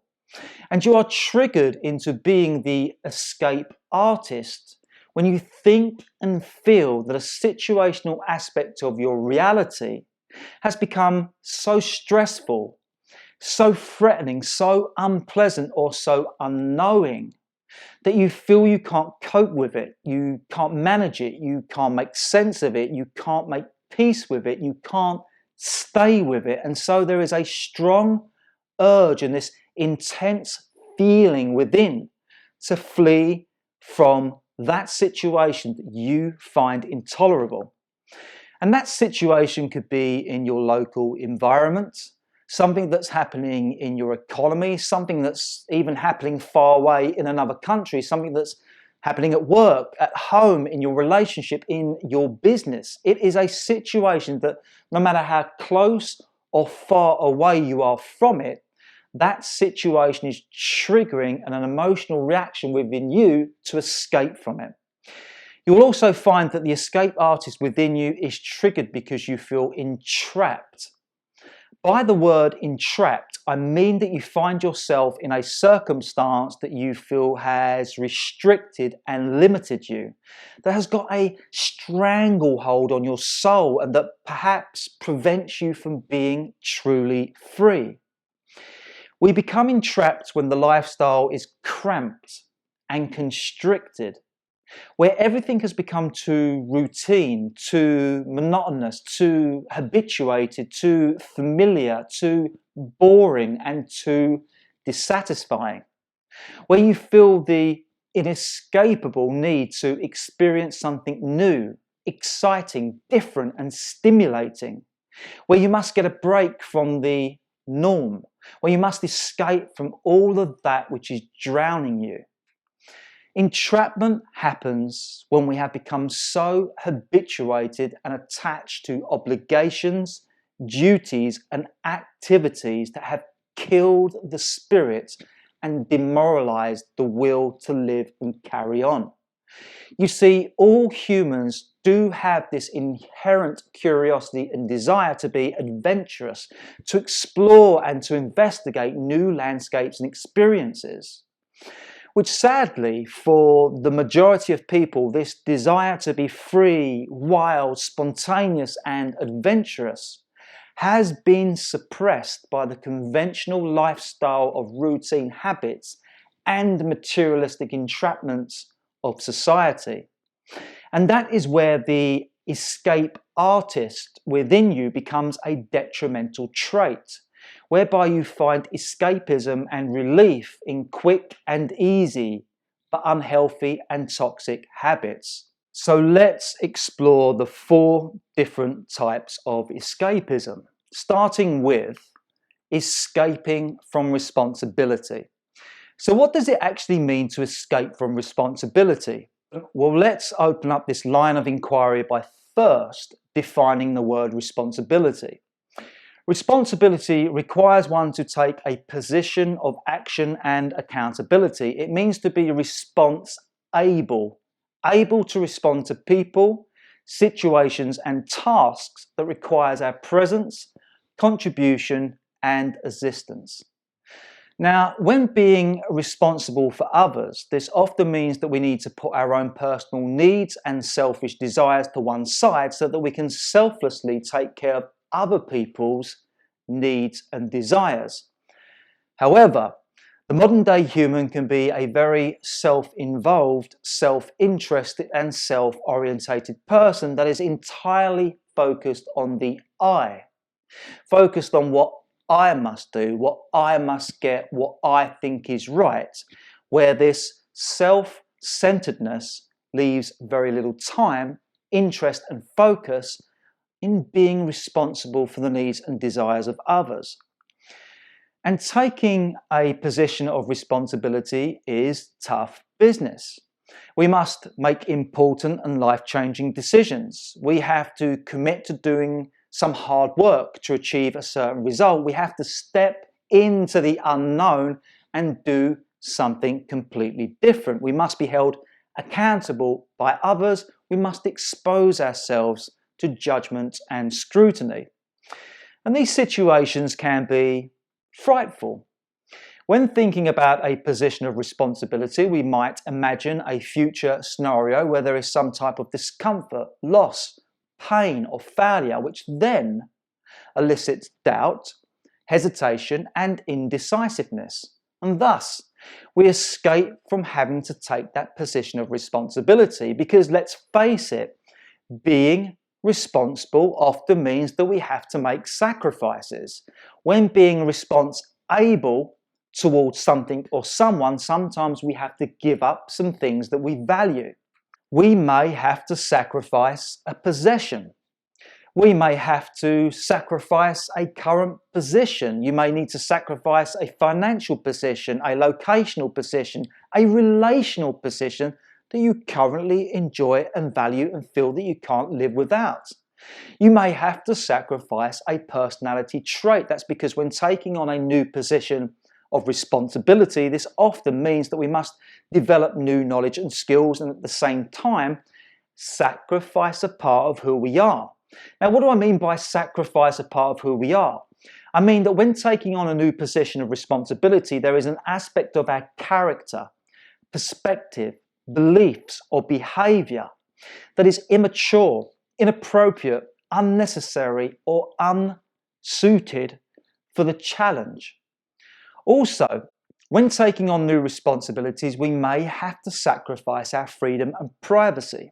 So, for example, the escape artist archetype arises within us whenever we are feeling hesitant towards making a relational commitment, because that commitment spells the end of a freedom and our privacy.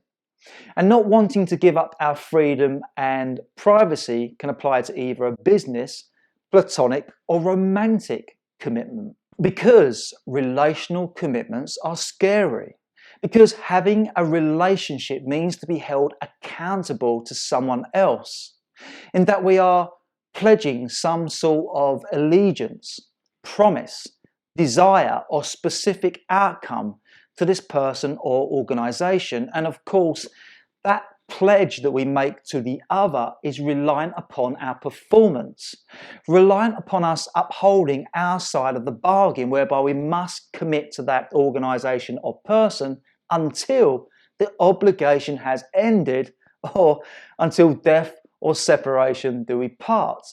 And that bond and dependency that requires us to uphold a certain term, agreement, and pledge is something that can appear to be restricting and limiting, and something that we want to avoid. And it's those fears and insecurities that we have surrounding relational commitments and not wanting to sacrifice our freedom and privacy that makes us non-committal. And so the escape artist trait will be thinking of all the ways, the excuses, and the reasons of why you should avoid making new relationships, why you should avoid intimacy, or how you should avoid revealing certain aspects of who you are, of your background, to the person that you desire to cultivate a relationship with. And so, to summarize that segment about escaping from new responsibilities, the reason that we hesitate, that we hold back, that we avoid, and that we shy away from new responsibilities is because it means that we must sacrifice an aspect of our life that we value. That thing that we value is something that brings comfort, familiarity, security, pleasure, a sense of reward and achievement. And so, even just to imagine being without that thing that we value is enough to elicit some type of mental and emotional pain, a perceived sense of loss. And when the imagined pains of losing what you have now are far greater than the imagined pleasures of gaining something new when taking on a new responsibility, you will always rationalize a plausible reason and excuse to not take new action. You will always find a way to stay as you are. You will always avoid the change, even though the change of a new responsibility is the key to experiencing personal growth and making positive progress. Also, taking on responsibility means being held accountable for our actions, accountable in that whenever we take on the responsibility of a project, a task, an activity, job, or relationship even, our actions are being taken into account by others. In other words, what we do and what we achieve is being monitored, evaluated, and judged on its merits by other people. Others are looking to see if our performance is good or bad, right or wrong, ineffective or effective. Which is to say that others are looking to get the measure of our competency to see if we've got what it takes to manage and fulfill the position of responsibility, whereby the others will appraise what we do, intervene with advice, and make suggestions so that we can adjust and improve, or worst case scenario, they will criticize and condemn how we perform that role of responsibility that we've taken on. And nobody likes to be criticized and condemned.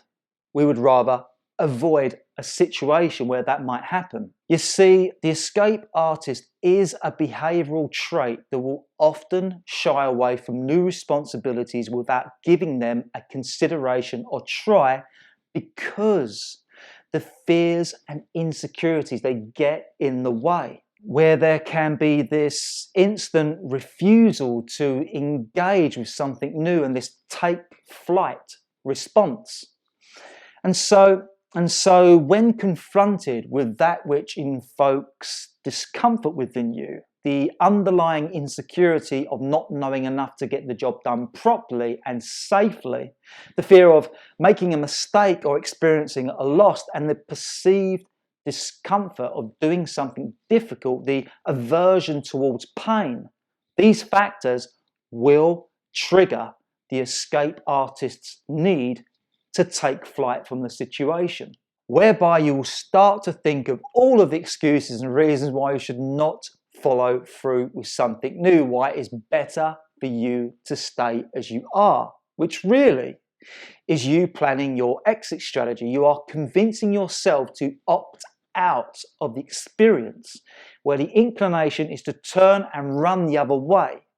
And when you can't overcome the escape artist's take flight reaction, when this urge to flee situations that are uncomfortable is overriding your decision making process, then you are less response able.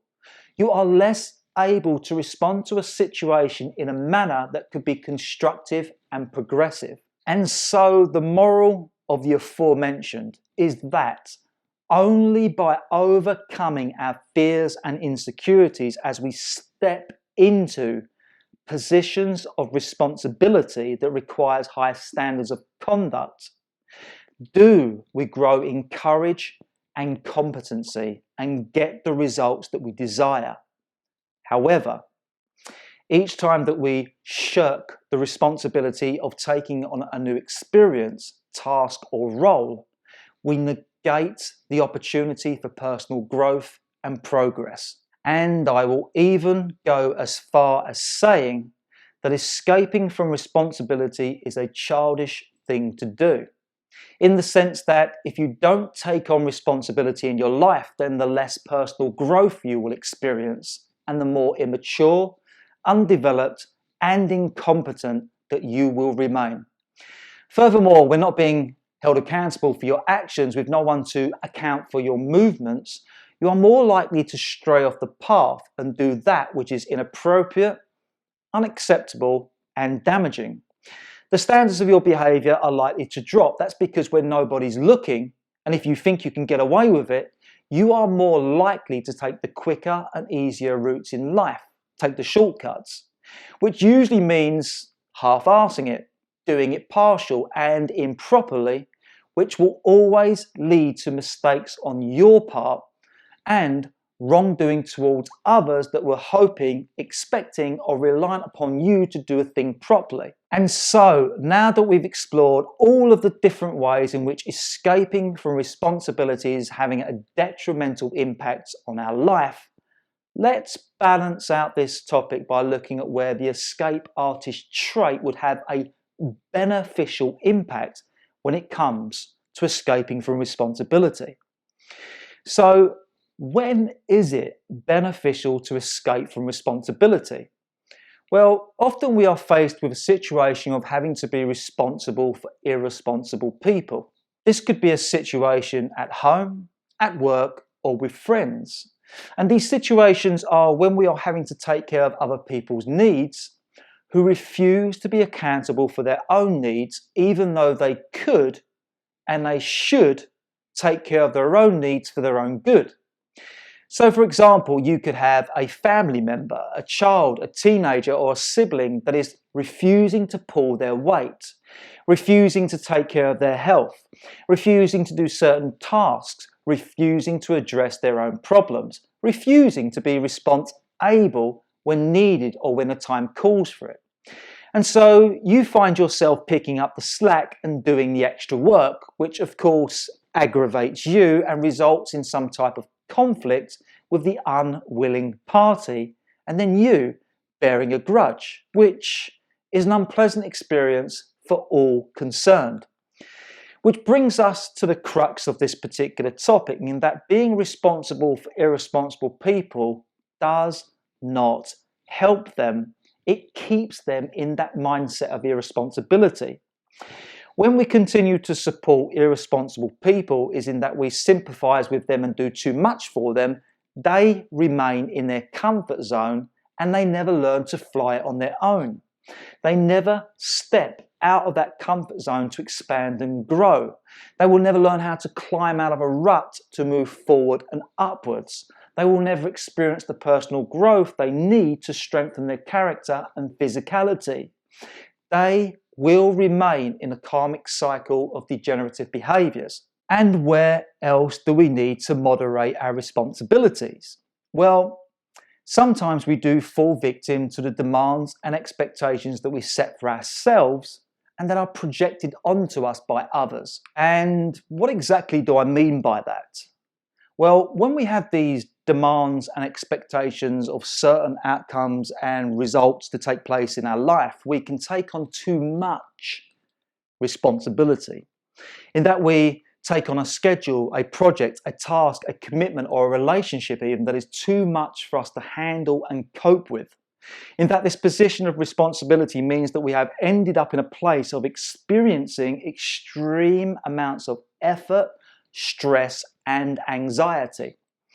And thus, when we have overcommitted to something that we are underprepared for, then what usually follows is the mental and emotional distress of being frustrated, anxious, upset, and finally, a resentment towards the object of our commitments. So, at the beginning of any new idea or venture, we need to be honest with what we can and cannot be responsible for. We sometimes need to take time out so that we can mull things over, so that we can accurately assess what is the right amount of responsibility that we can handle at one time. To ask, what knowledge and skills do I need? What adjustments do I need to make so that I can take on this position of responsibility, whereby you know with absolute confidence that you have the competency to maintain its role and duties. Now let's delve into the second type of escapism, which is escaping the truths about reality. The escape artist is a characteristic trait that is often triggered when you want to avoid dealing with a truth about some aspect of your reality, whereby the inclination, be it conscious or unconscious, is to avoid a certain person, avoid a certain situation, avoid a piece of information that could reveal something that you really don't want to know. So why do we feel the need to escape from the truths of reality? Because it is often the truths about reality that people find distressing. We can feel distressed about certain aspects of who we are, about what we do, how we live, about certain people and the world around us. We don't like to know about things that are unworthy, wrong, faulty, ugly, inferior, deceptive, defective, incompetent, and evil, because they reveal an uncomfortable truth that we'd rather not know. We would rather they weren't there, weren't true, and so rather than be exposed to them or be reminded of them, we do our very best to repress those ghastly truths from our mind. We filter those ghastly truths out from our awareness. We turn a blind eye to the things that we don't want to see and acknowledge. And why? Why do we close the mind to versions of reality that are different to our own? Why can't we handle and accept the truth? Why can't we admit that we might be wrong?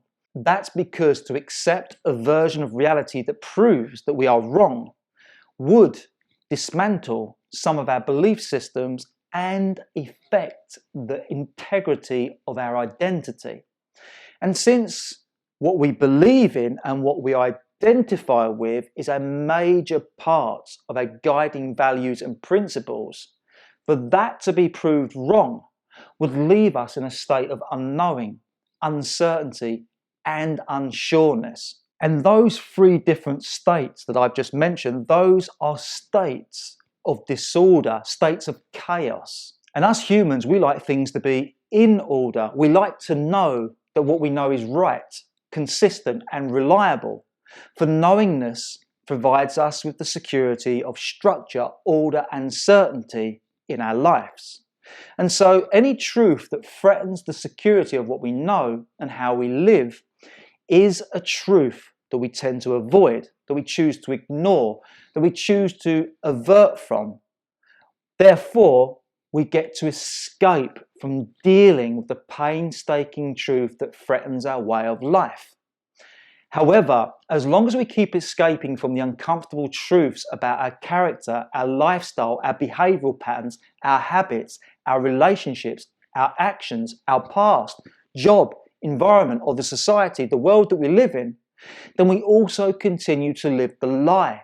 We live the deception. We live with the ignorance. We relive the mistakes of getting it wrong because of our ignorance. And listen, there is a flip side to this. Sometimes to escape the truth about reality is beneficial. Sometimes the truth is just too unbearable to know and live with. Sometimes we just can't handle the truth. And that's because the truth could inflict some kind of upset, conflict, loss, or trauma. To discover the truth could mean the end of something, the end of a relationship, the end of a career, the end of a venture, the end of a pleasurable experience, the end of financial security, the end of love. And sometimes in life there are moments that we need to put the truth to one side until we find the appropriate time, strength, courage, and a strategy to process and live with that truth.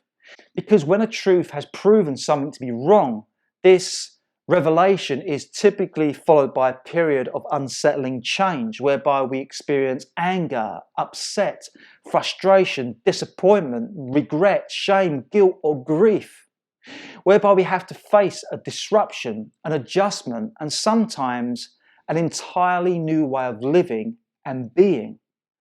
If, however, we do not face the hard truths about reality, then often we end up avoiding an important issue about the self or the other, and then this issue is left unresolved.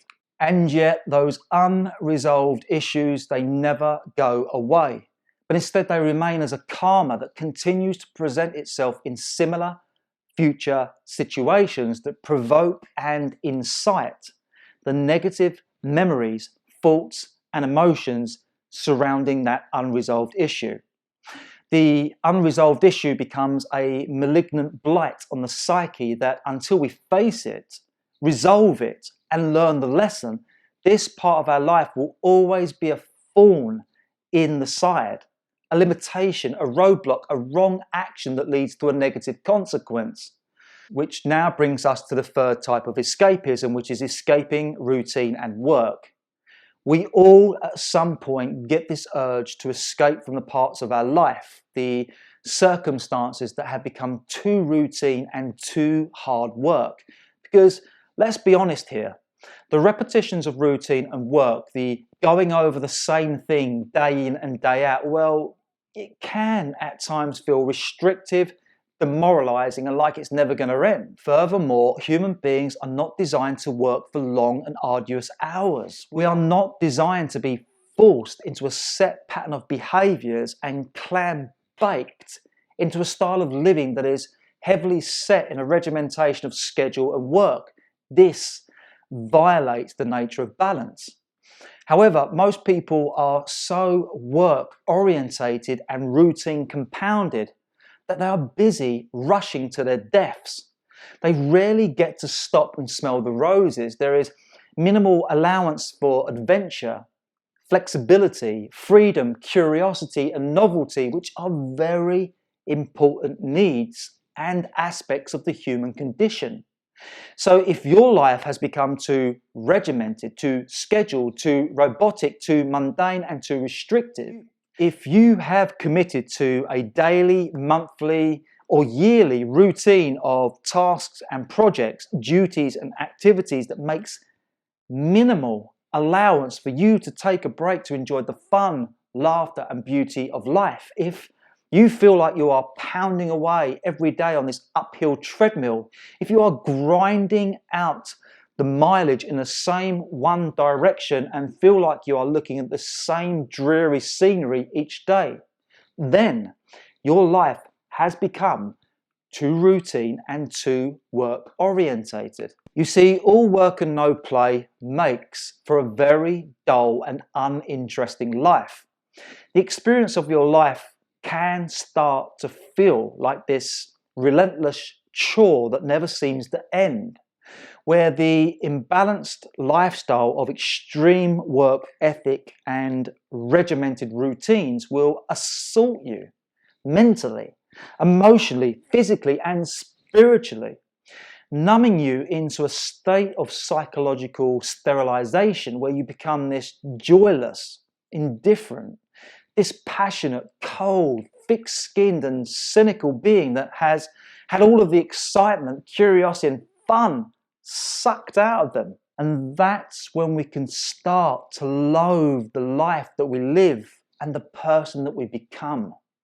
And as within, so without, we can start to sneer at, loathe and resent those around us who seem to be living a better and easier life. Because of course, when you are slaving away each day, wearing that shackle and foot chain as you shuffle along the line, to see others living a more relaxed and carefree life will make you envious or take scorn even. We also need to explore the health consequences of overstretching yourself with too much routine and work. And for that, let's consider the properties of an elastic band, which makes for a great analogy. And so if I take an elastic band and keep stretching it in one direction and do this for too long and for too far, then eventually that applied force will violate the natural state of that elastic band. The applied force will create such a tension of energy that eventually the overstretched elastic band will reach a critical point of tension and then snap back. Now, most people in life are overstretching their psychological and physical elastic band too far and for too long, and yet they are getting away with it. They are overstretching their limits without noticing or recognizing the tension nor the irreversible damage of overstretching. And why?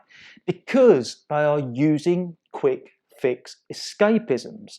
They are soothing and suppressing that tension with pleasurable and alleviating substances and activities. Using or abusing junk food, alcohol, drugs, shopping and entertainment as a means to get some rewarding escapism from the stress and torture of a relentless routine and work obligation.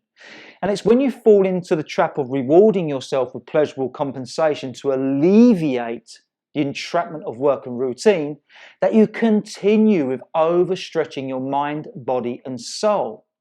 And it's when we continue forth relentlessly and not listening to those warning signs of persistent stress, fatigue and illnesses, where the body is saying no, that's when we are violating the natural ecosystem, and that would surely result in some type of prolonged suffering and dis-ease within the mind and body. And of course, those pleasurable escapisms that we use and abuse to soothe the way that we feel, they are band-aid solutions that offer temporary relief. However, if you maintain a lifestyle of extreme routine and work, your elastic band will keep stretching until inevitably it snaps back to leave you with permanent damage, harm, loss and injury. It could be a physical illness, it could be extreme fatigue, anxiety disorder and depression. It could be the inability to maintain a relationship, that you lose a job, lose an investment. It could be where your entire life collapses back into a state of sudden shock, chaos, and disorder. So what I am saying is this: don't overstretch yourself. Don't overcommit too much with work. Don't completely routine your life. Otherwise, you will suffer the consequences. And I realize that work and routine for many has become so necessary and vital just in order for them to barely sustain the status quo of their lifestyle, whereby to make any lifestyle adjustments could be a major disruption that could make things worse, and that they can't pay the bills or can't even afford the basic needs. Here is where most people will have to reprioritize their values. Because think about it. What's more important to you? To maintain a lifestyle that's slowly killing you, or to cultivate a lifestyle that makes this life an enjoyable and varied experience that is lived with good health, good vibes, and good times? Because as the saying goes, if you don't take care of your health today, you will be forced to deal with your illness later. And that's because violating human nature tends to result in illness. Therefore, the most optimal life experience is one that takes into account health and vitality, whereby your work and routine is balanced with rest and variety, in which case you would offset the amount of work and routine in your life with the same amount of time to enjoy moments and periods of relaxation and recuperation, where you enjoy an adventurous life that incorporates variety, spontaneity, and fun.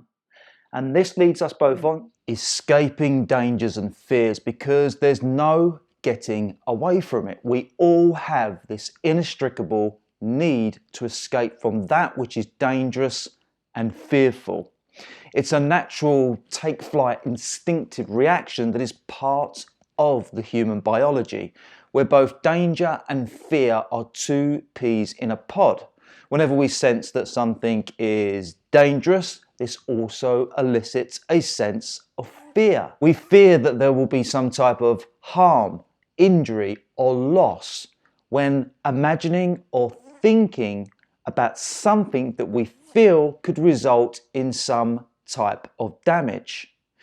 The escape artist archetype, therefore, is an essential human trait that has a keen awareness of potential dangers that could result in some type of negative consequence. And the escape artist will be that feeling of being flighty whenever something we are fearful of is pertinent and creeping. And here is where we need to make a clear distinction between environmental and situational dangers and fears. Let's begin with environmental dangers and fears.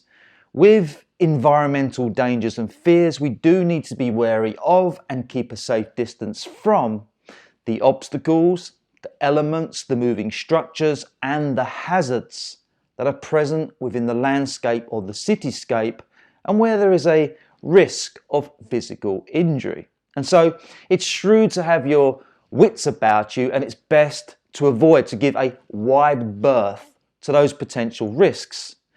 With situational dangers and fears, I refer to the necessity of avoiding the potential harms that could result from interactions that you have with people. That's because we can sometimes get caught up in the minor and major disagreements, whereby if for whatever reason we are feeling a bit narky, defensive and reactive, those disagreements can blow up into quarrels or full-blown arguments with other people.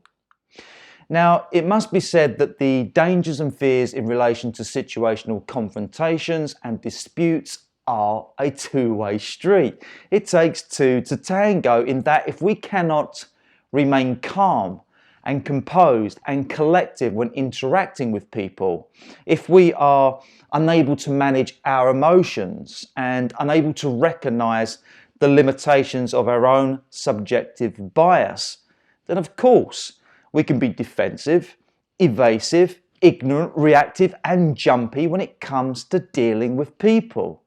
And of course it goes without saying that these situational interactions that turn sour and get heated, they can apply to a situational spat with a lover, family member, or a close friend. And because there is such a strong emotional tie with the people that we have known for some time, during those moments of heated exchange, it can be difficult to temper down the way we feel. But as they say, sometimes you just got to be the bigger person and just walk away.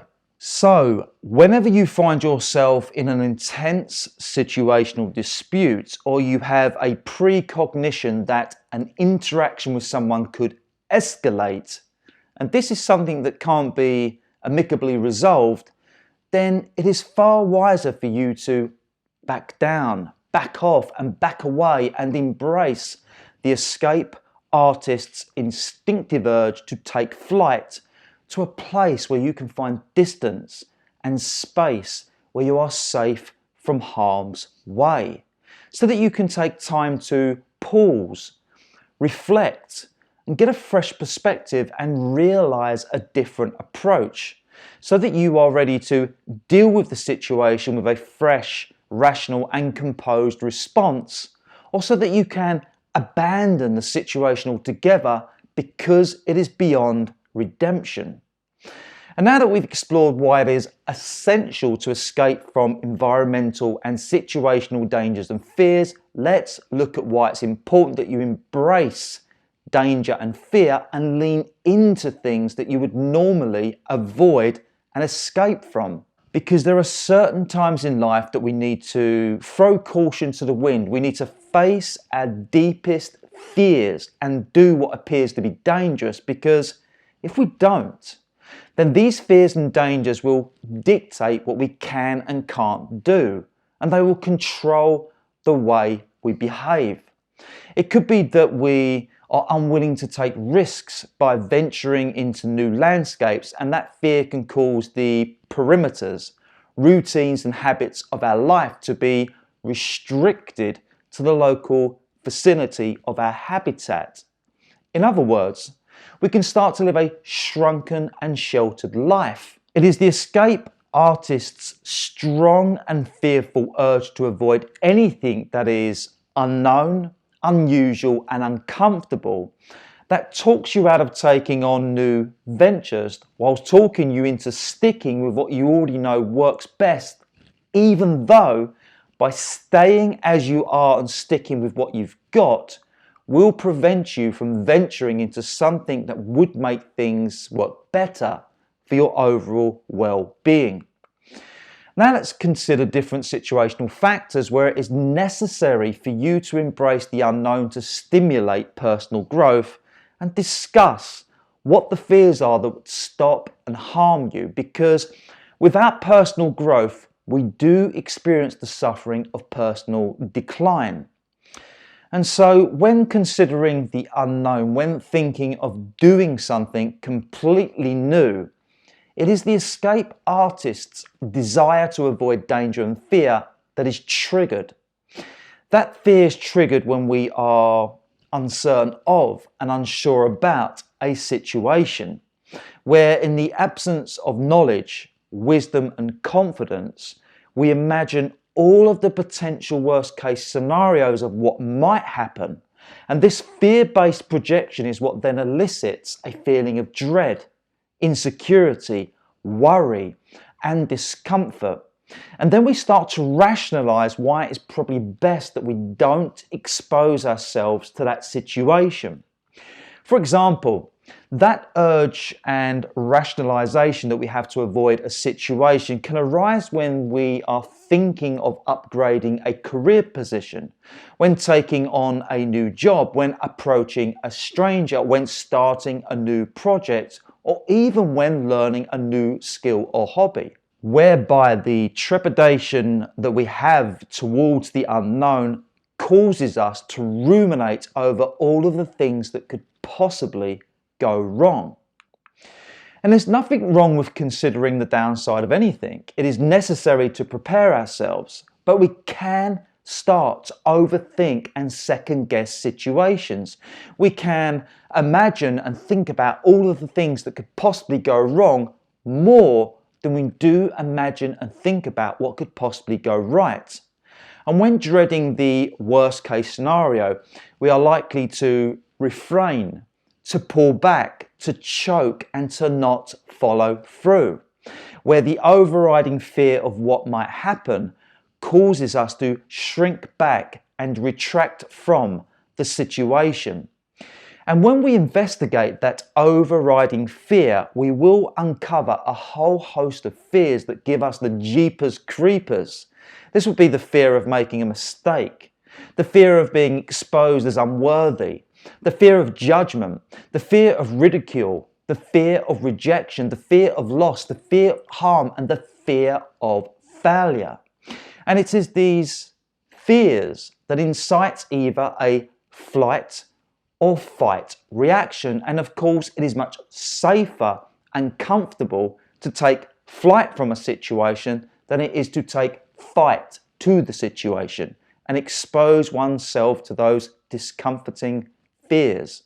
And so the escape artist's urge to take flight will always be the reason why we remain as we are, why we miss the opportunity, why we don't go for it, why we don't experience new situational factors that could elicit personal growth. So where else does the escape artist need to flee situations cause us more harm than good? Well, wherever you have ongoing disputes and conflicts in your relationships, you will find that the escape artist within you is avoiding the underlying issues and causes of those reoccurring situations. In that, both consciously and unconsciously, you are always finding a way to divert, delay, ignore, and deny dealing with the situation and dealing with it in a manner that gets to the crux of the issue and addresses the actual cause. And so those ongoing disputes and conflicts within our relationships, they remain as unresolved karma. We keep re-experiencing the same situation, the same cycle, the same action and reaction in the future until such time as we properly address and resolve the situation. Leaving our relational disputes and conflicts unresolved means that this part of our life will always remain pending, like we are stuck with an amber traffic light that is continually flashing on and off, where this part of our life becomes a conscious blight, this irritating tick on the conscience that won't bloody go away. And that which remains unresolved is then left as this undeveloped, unhealed, and tainted part of our life. We carry its baggage and we suffer the weight of its anxiety, which beckons us to ask, why do we continually escape from relational issues when the pain of not resolving those issues can be torturous and unbearable? We avoid dealing with the important, urgent, and sensitive issues of relationships for various reasons. It could be that we simply don't have the communication skills, don't have the words, don't have the confidence in which to properly and thoroughly articulate the way that we think and feel. It could be that we just don't want to get ourselves into another unpleasant and draining argument with this person. It could be that we don't want to be exposed for something bad and wrong that we've done. It could be that we are righteous and stubborn and therefore won't concede our position nor try for reconciliation. It could be that we don't want to face the truth of the matter because it's something we don't want to hear and know. It could be that we are playing mind games and waiting to see who will fold first. It could be that to resolve the ongoing issue and conflict of that relationship could spell the end of the relationship itself. And so with all of those "it could be this" reasons, we avoid dealing with the relational issue and we fester in the resentment that we have towards the other person. In absence of expression and resolution in this part of our life, we live within a quiet desperation and despair as we limbo in a state of unknowingness and uncertainty, as we fluctuate between states of anger, frustration, disappointment, and sadness, as we drown in a sense of guilt, shame, abandonment, and disloyalty towards oneself and the other. So let me now give you a brief summary on the detriments of the escape artist's traits. We start with living an imbalanced and stressful life of too much work and routine. I think that in today's modern world, as individuals and a collective, we have become over-committed to extreme schedules. We've morphed into these human doings that are so busy producing and consuming and overloaded with the immense stresses of daily life that violates the very beingness of our human nature. And unless you have factored into your lifestyle that much needed balance, in that with equal measure your life incorporates activities and moments of adventure, fun, relaxation and recuperation, then without these countermeasures to balance your work and routine, you will always feel stressed out and entrapped within a life that is extreme, unrelenting and unforgiving. Next, avoiding responsibility, unknowns, truths and fears equals personal decline. Now, one of the main reasons that we get entrapped into a rigid and habitual lifestyle is because we fear to live a more expansive and different life. We fear to live more, and in some cases, we actually fear to live. Often it is the fears and dangers of the great unknown that the escape artist within us wants to avoid. We avoid trying new and different experiences in life because we are being held back by the fears of the unknown. It is the fear of not knowing what's coming next, not knowing if it will be safe, not knowing what to do, not knowing if we got what it takes, and ultimately not knowing if we will survive a new experience safely and without harm or loss. That uncertainty and unknowingness is what strikes fear into the heart and soul. And those fears can stop us dead in our tracks. However, it is only when we face our fears and venture into the great unknown that the dance of life takes place. We only come alive and grow in the places that we don't know.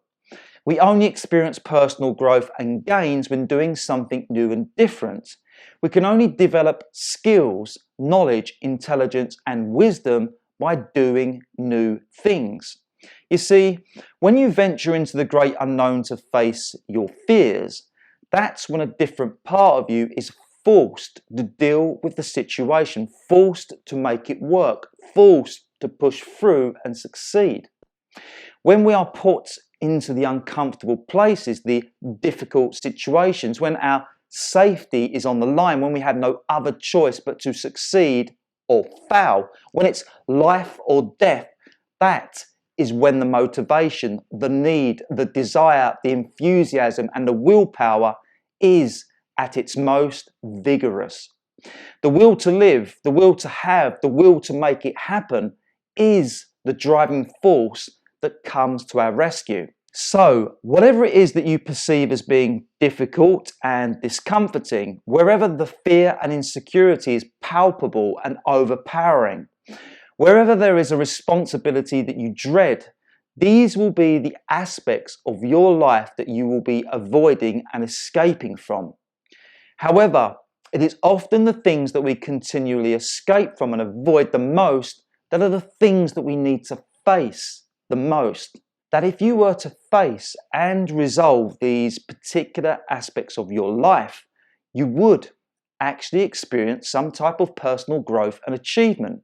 You would actually satisfy some type of need and desire.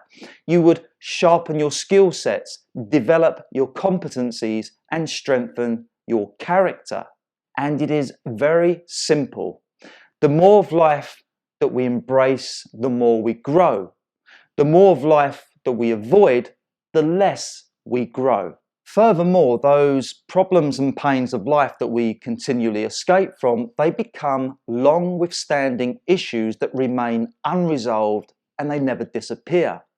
Those same experiences that we escape from, they keep showing up in our life as the unresolved fears and insecurities. So, where else does escapism dictate the quality of your life?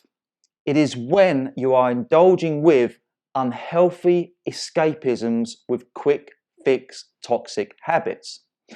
We can fall into quick fix and convenient habits of pleasurable escapism and relief in which to counteract those negative states of stress, misery, and fatigue.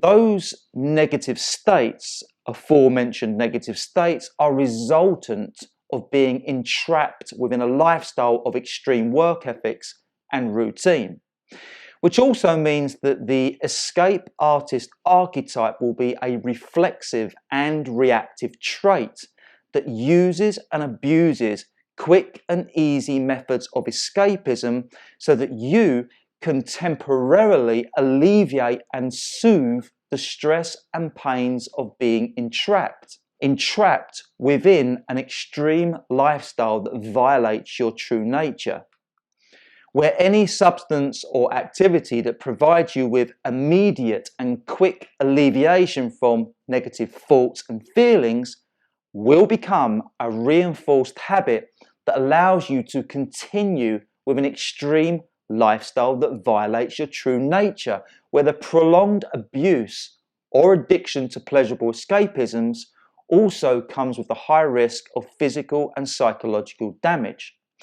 So wherever you have become addicted to and dependent on quick fix methods of pleasurable escapism and relief, these will correlate with an aspect of your life that is imbalanced, extreme, stressful, and perhaps where you are not mentally and emotionally coping with, where you need to make a major adjustment to this part of your life.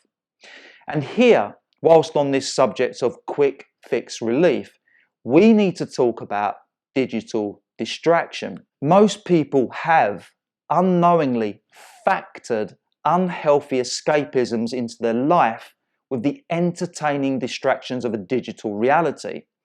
With the advent and widespread acceptance of digital technology, most people are able to quickly and easily escape from the unappealing, boring and stressful aspects of their life by playing video games, scrolling down social media feeds, or taking on a Netflix series of dramas and documentaries.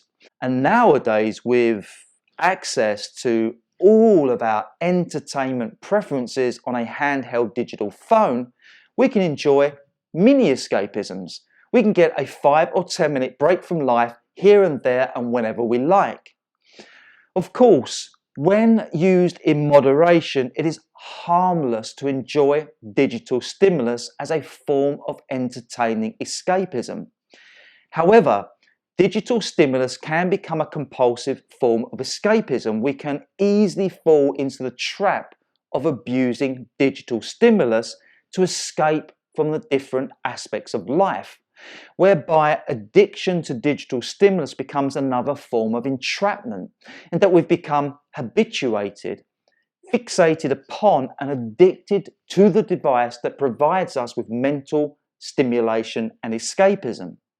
We can become mind slaves to a virtual reality, and those who are most susceptible are the gamers, researchers, inventors, administrators, content providers, and anyone else that relies upon a digital device as a means to work, live, and express themselves, which, when you think about it, is essentially everyone.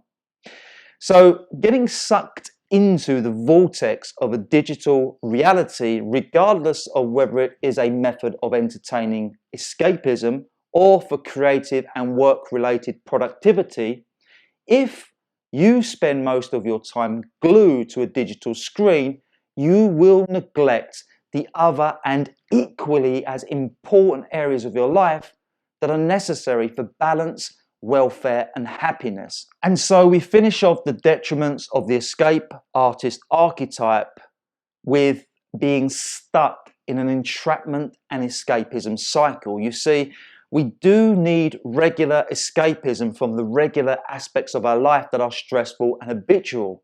We do need escapism from all forms of lifestyle and psychological entrapments. Entrapment means to be caught within something that is restricting and limiting to the quality of your life.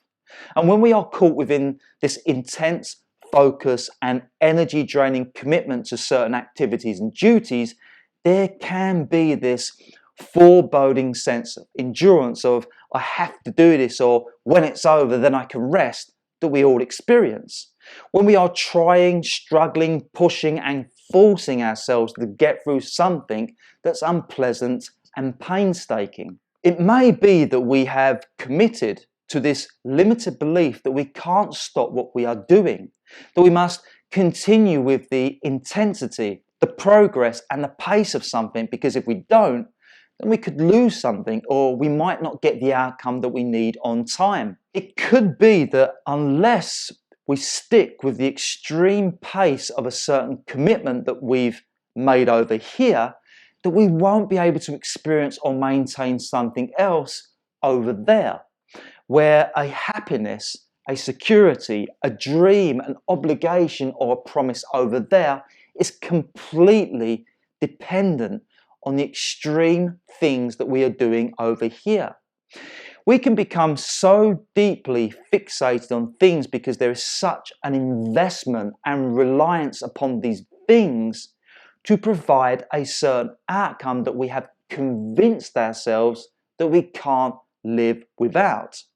And so with entrapment, we can get locked into a double bind where the pains of extreme work and routine are being rewarded with the pleasure and expectancy of some financial or lifestyle gain. We remain entrapped to the extreme cycle of work and routine, doing something that is knowingly or unknowingly bad for us health-wise. We can't give it up. We can't let it go. We can't conceive of a life without the commitment that we've made, and we can't imagine not reaping the rewards from our investments. And furthermore, we fear that we will perhaps incur some type of painful loss should we make a lifestyle change. So if your lifestyle has become one that has trapped you within the cycle of work and routine that needs quick fix escapisms in which to alleviate stress and misery, then clearly you are living an imbalanced lifestyle. Clearly you are not nurturing the other aspects of your life that are instrumental and vital for your overall welfare. And a life that makes minimal allowance for self-preservation and self-care is a life of self-harm and self-destruction. If you are living with extremity in your life, then you need to incorporate more ease, flow, and rhythm into your life. You may need to reflect upon your current circumstances to identify with and establish where you have fallen into a lifestyle routine of stressful entrapment and where you are using quick fix escapisms as a means to countervail your stress and misery. Then when you factor healthy strategies into your life where you get relaxation, recuperation and rejuvenation for the mind, body and soul, then you will balance the parts of your lifestyle that are too extreme, stressful, overwhelming, unrewarding or mundane. This is when healthy escapism has a positive effect, where your balanced life is one that is structured with flexibility, where you have the structure of work and routine that maintains the status quo and you have the flexibility to try new things, to go off the beaten path, to chase a few rainbows, to occasionally throw it all up in the air and say, screw this, I'm doing this thing over here instead. And now that we have both explored the escape artist archetype, I want you to contemplate where these traits are prominent in your life. Where is the escape artist trait a problem for you? Where does the escape artist restrict your personal growth? What are you continually running from that you need to face and address? Where have you become addicted to unhealthy habits as a means of escapism? Think it over. Which now brings us to the next archetype, an archetype called the defeatist archetype. The defeatist archetype is a part of you that expects failure and accepts failure. And this stems from a desire to not experience harm, loss, and injury, where this archetype lives by the motto of, you just don't know how bad I've got it. So this archetype, the defeatist archetype, has a fatalistic outlook on life, where you are ready to accept failure at the first sign of difficulty. So whenever the chips are down, when you've lost willpower, lost heart, feel demoralized, when what you desire is not forthcoming, when you think that the progress is hard, when you doubt things will turn out right, and when you've conceded to failure, this is when the defeatist archetype mentality has arrived. The defeatist is a trait that always focuses on how laborious, relentless, unrewarding, and unachievable life is, finding every reasonable excuse to quit before you start or quit before you achieve. So let's discuss the three different types of defeatism. Let's start with avoidance defeat. The defeatist archetype is a mindset of self-limiting beliefs and a poor attitude where you are doomed to failure before you even try to make something work. The defeatist has pessimistic thinking with the tendency to see the worst aspect of things and believe that the worst will happen. The defeatist in you is keen to avoid that which is hard, uncomfortable, unknown, and uncertain because there is a fear of harm, loss, and failure.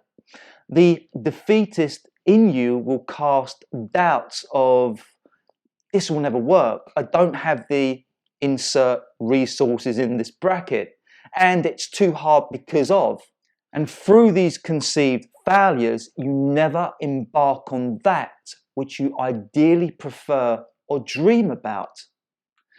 Now, these doubts can be affirmed by past experiences of failure, and yet the past does not equal the future, especially when you try a different strategy.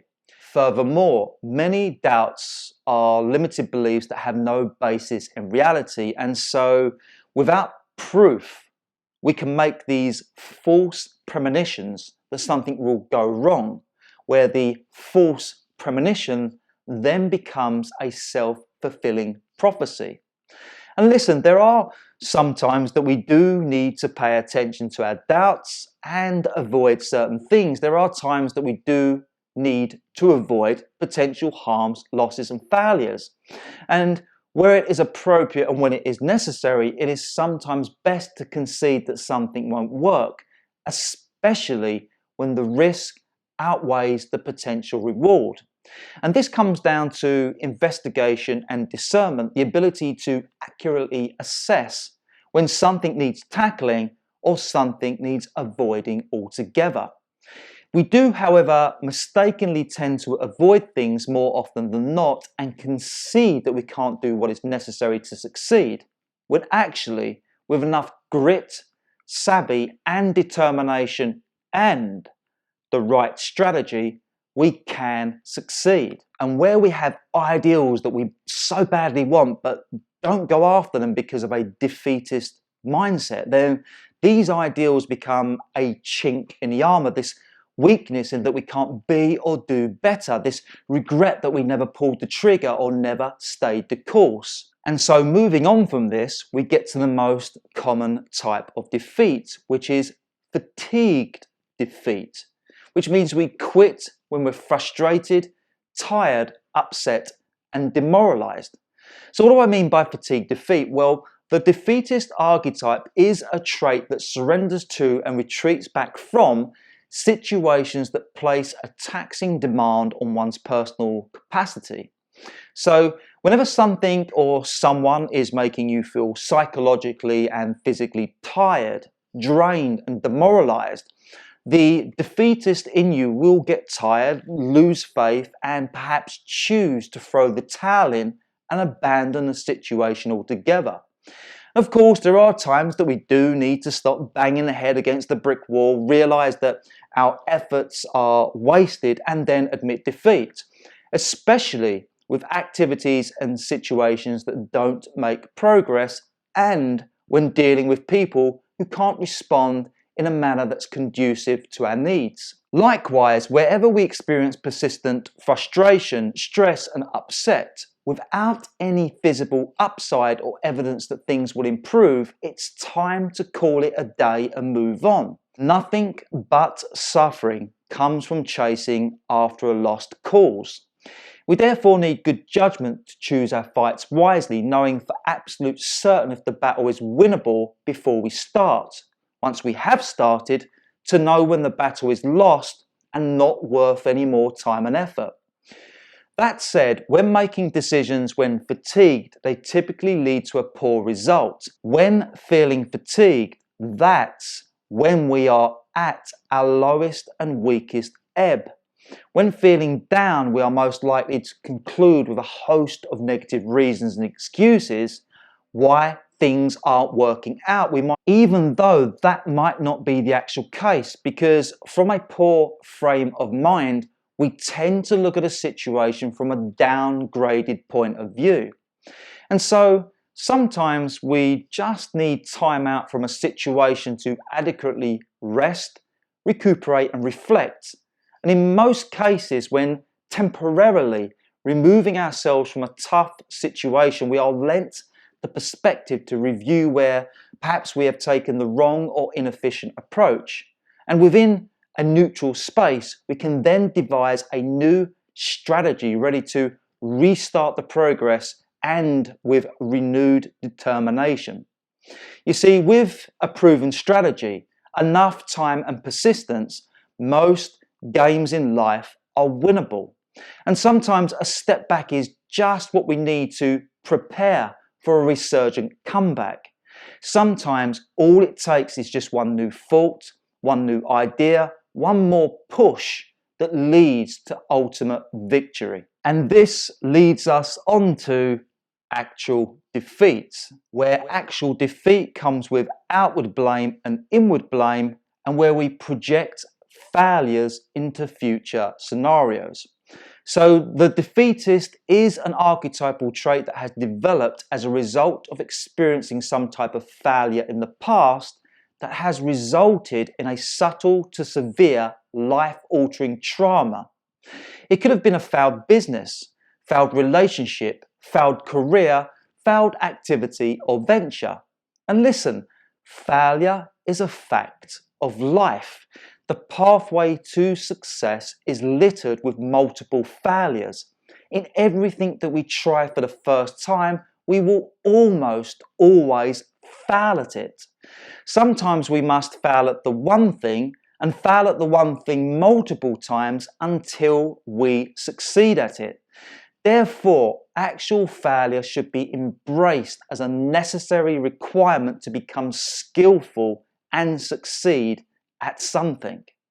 We need to accept that we will get it wrong, make mistakes, be seen as incompetent when starting out on new ventures, counting each minor failure as a stepping stone towards the final result that we desire, gaining wisdom from each new step so that we become more refined and resilient with action. The defeatist archetype is, however, likely to respond to actual failure with outward blame, blaming the person, blaming the circumstance, blaming the conditions, or blaming the resources, etc., for being wrong. In which case, one would never take responsibility for their choices or realize how what they did or did not do had resulted in the failure. Until we take ownership of the failures in our life, we can't learn the wisdom and grow from them. As well as outward blame, there is inward blame. We accuse ourselves of being incompetent, unworthy, bad, and a failure. We can see ourselves as the problem and as the failure, but the thing is that failure is an event, not a person. And failure is the result of a behaviour, and behaviours can be changed to get a different result. And so to frown upon the self as the mistake or failure is wrong. It is not you that fails, it is what you knew and what you did that failed. And you can always change what you know and change what you do to get a successful result. However, as long as one continues to live with outward and inward blame and see both themselves and the other as the failure, then they are disempowered and blindsided to the possibility of change. To live with and live in a permanent state, a permanent thinking that you will always be a failure at something, means that the defeatist mindset will always compare present situations that are similar to the past from the lens of those past experiences that resulted in pain and loss. You will project those failures into present circumstances or an imagined future, and then make worst case scenario predictions that things won't work out and that they will end badly and fail. And because of that mindset, because of that premonition, that all becomes a self-fulfilling prophecy. So let's wrap up this summary about the detriments of the defeatist archetype.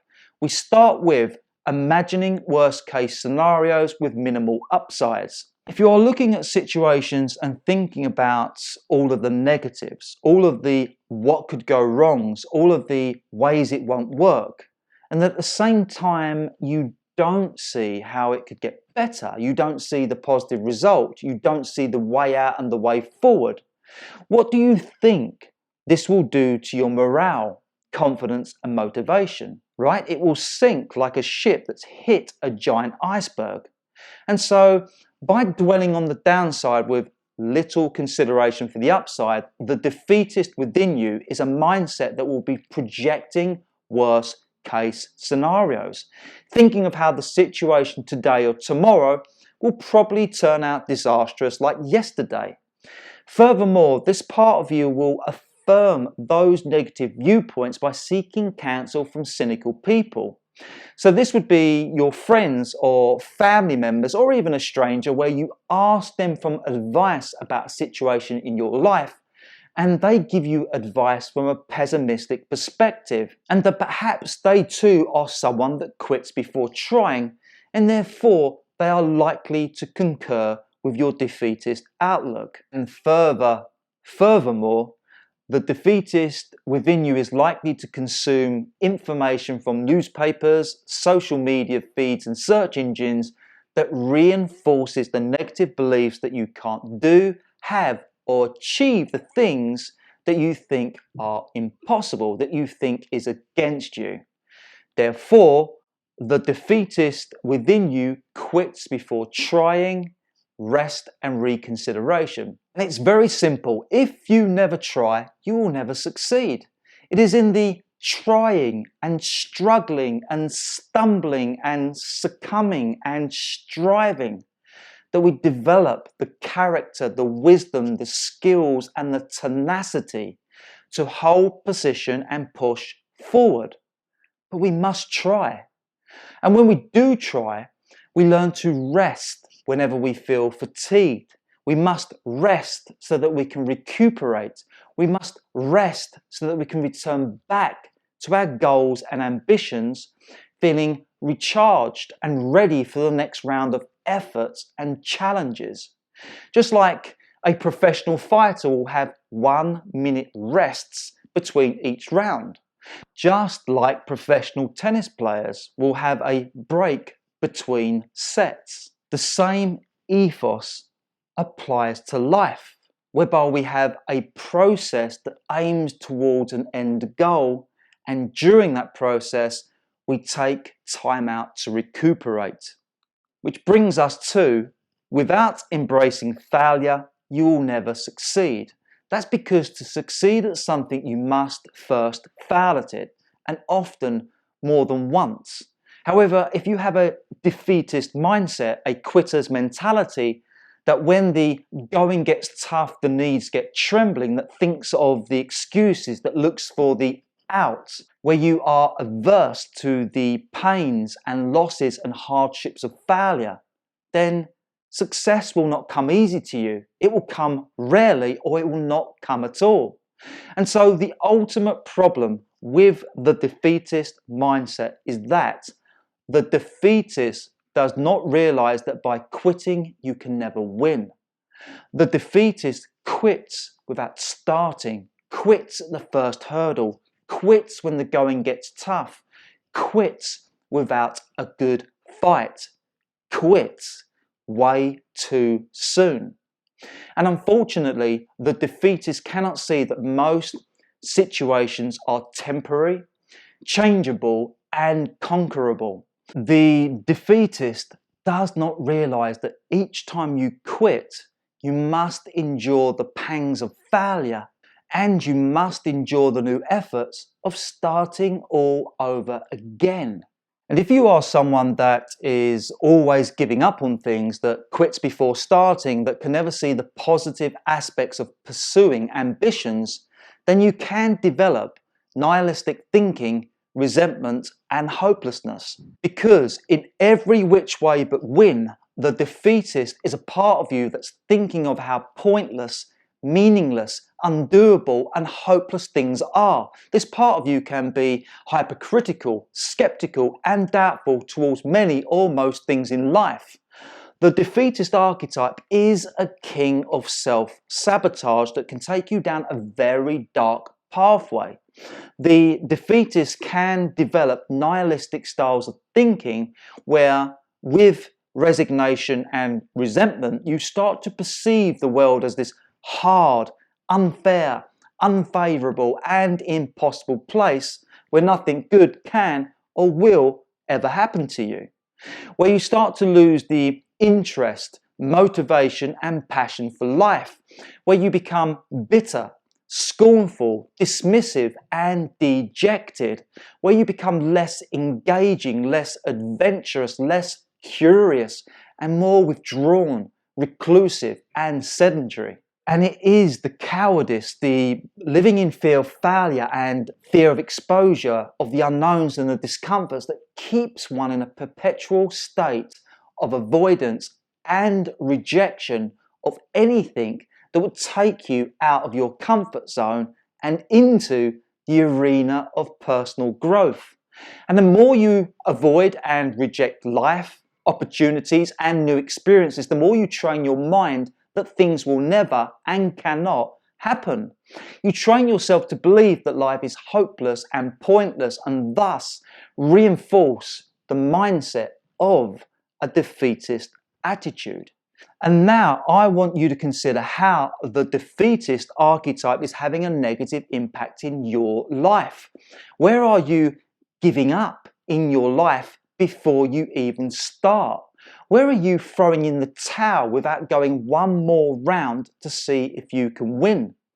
On the flip side of that, where are you still pursuing something and yet the result is just not happening, and therefore you need to stop what you're doing so that you can reassess the situation, so that you can figure out a better strategy to guarantee the result that you need, or that you must refocus your attention in a new direction or on a new objective. So give those questions some serious consideration and establish where the defeatist archetype is showing up in your life and having a detrimental impact on you. Which now brings us onto the fourth and final archetype in this webinar presentation, and that is the archetype called the imposter archetype.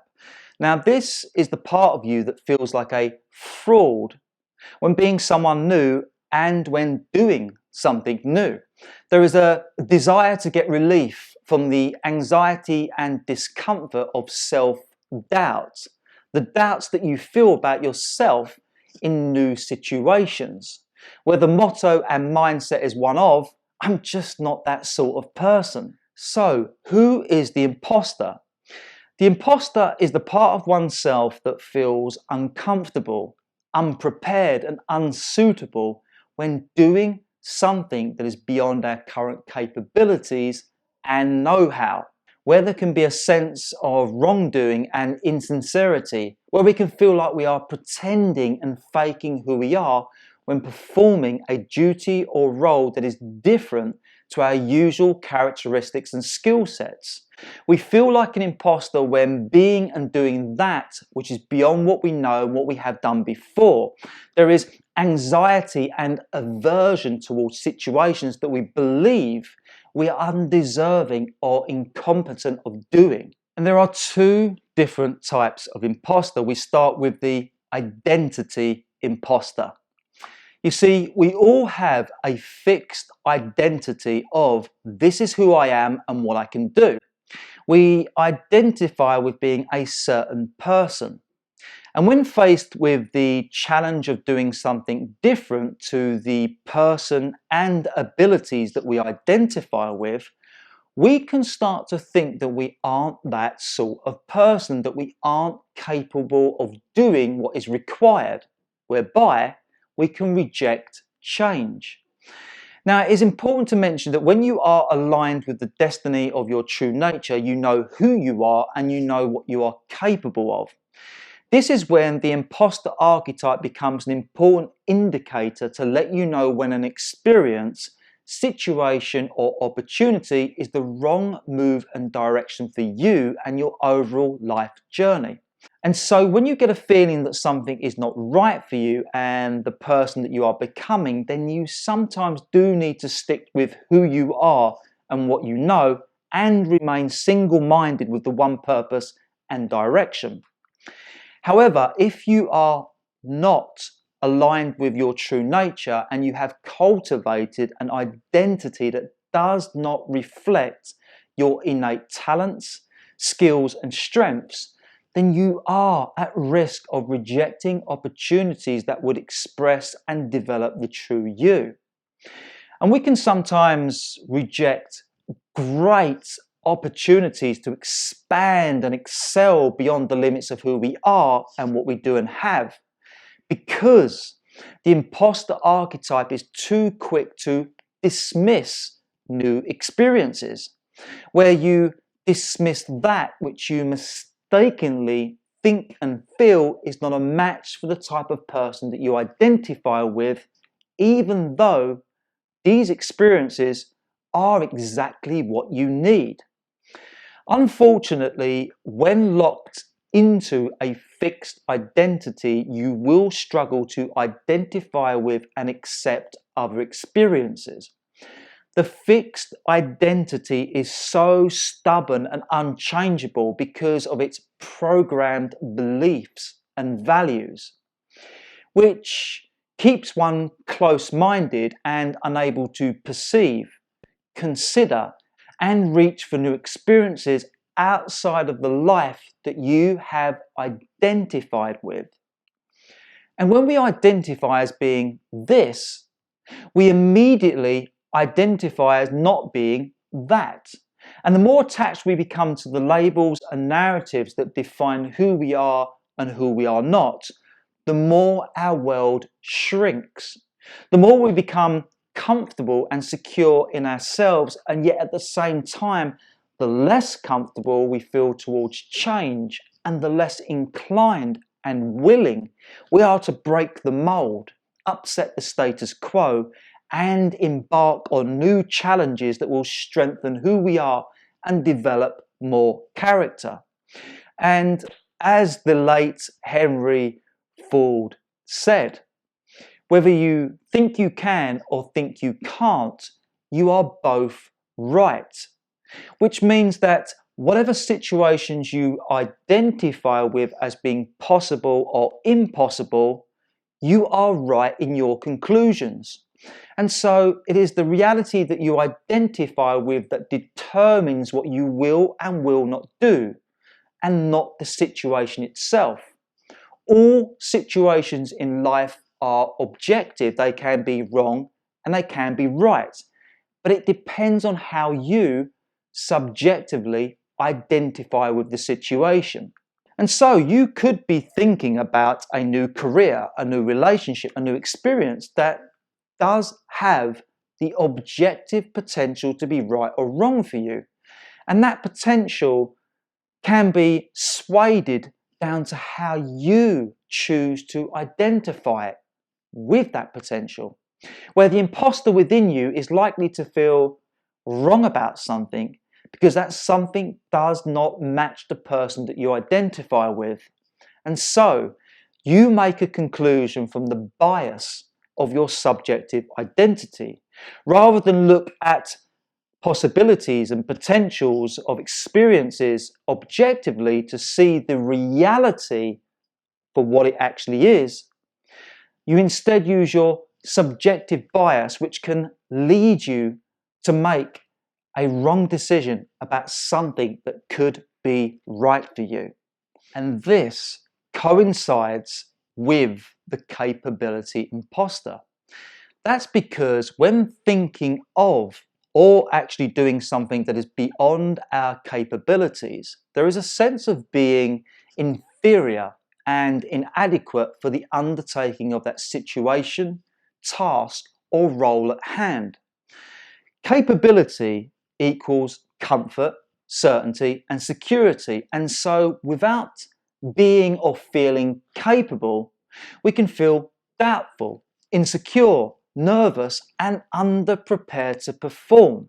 Coupled to a fear of being rejected, of being caught out, of making a mistake, of being thought of by others as unfit and unsuitable for the position we take. Now, whether embarking on a career change, new job position, or upgrading your knowledge base and skills, or even beginning a new relationship, to feel insecure over one's capability to perform is a natural reaction. The sense of unsureness that comes from starting something new should be embraced as the healthy sign that we are making progress into an experience that could elicit a better way of life and a more superior level of competency. To get to a new place of assuredness, we must welcome in and travel through a period of being unsure. Besides, feeling doubtful about one's ability to perform is what gives one the edge, the acute attentiveness, the laser-like focus towards getting the objective right and the job done. And I also want you to realize that most people can still feel nervous and insecure about a performance even when they possess the skills to succeed in that performance. And so whether you can or cannot do something, the insecurities, the fears and doubts, they are still there. And the difference between those who do and those who do not push through despite those negative emotions is how bad you want the outcome of what you desire. And so when you learn to harness the fears and insecurities of the imposter within, when you treat the inner resistance as something that you push away from and towards the outcomes you want, when you treat the imposter archetype as this inner adversary, a part of the self that you must disprove as being wrong and proceed in spite of, when you embrace the imposter as this lower self version of you that requires a big brother or big sister, this higher self version of you in which to calm down, to sympathize, to guide and encourage you, then, my friend, the imposter will no longer be a limitation on you. However, the imposter stands in the way of you pushing through to the next stage of your life and prevents you from expanding and excelling forward when you let your current capabilities dictate your potential future.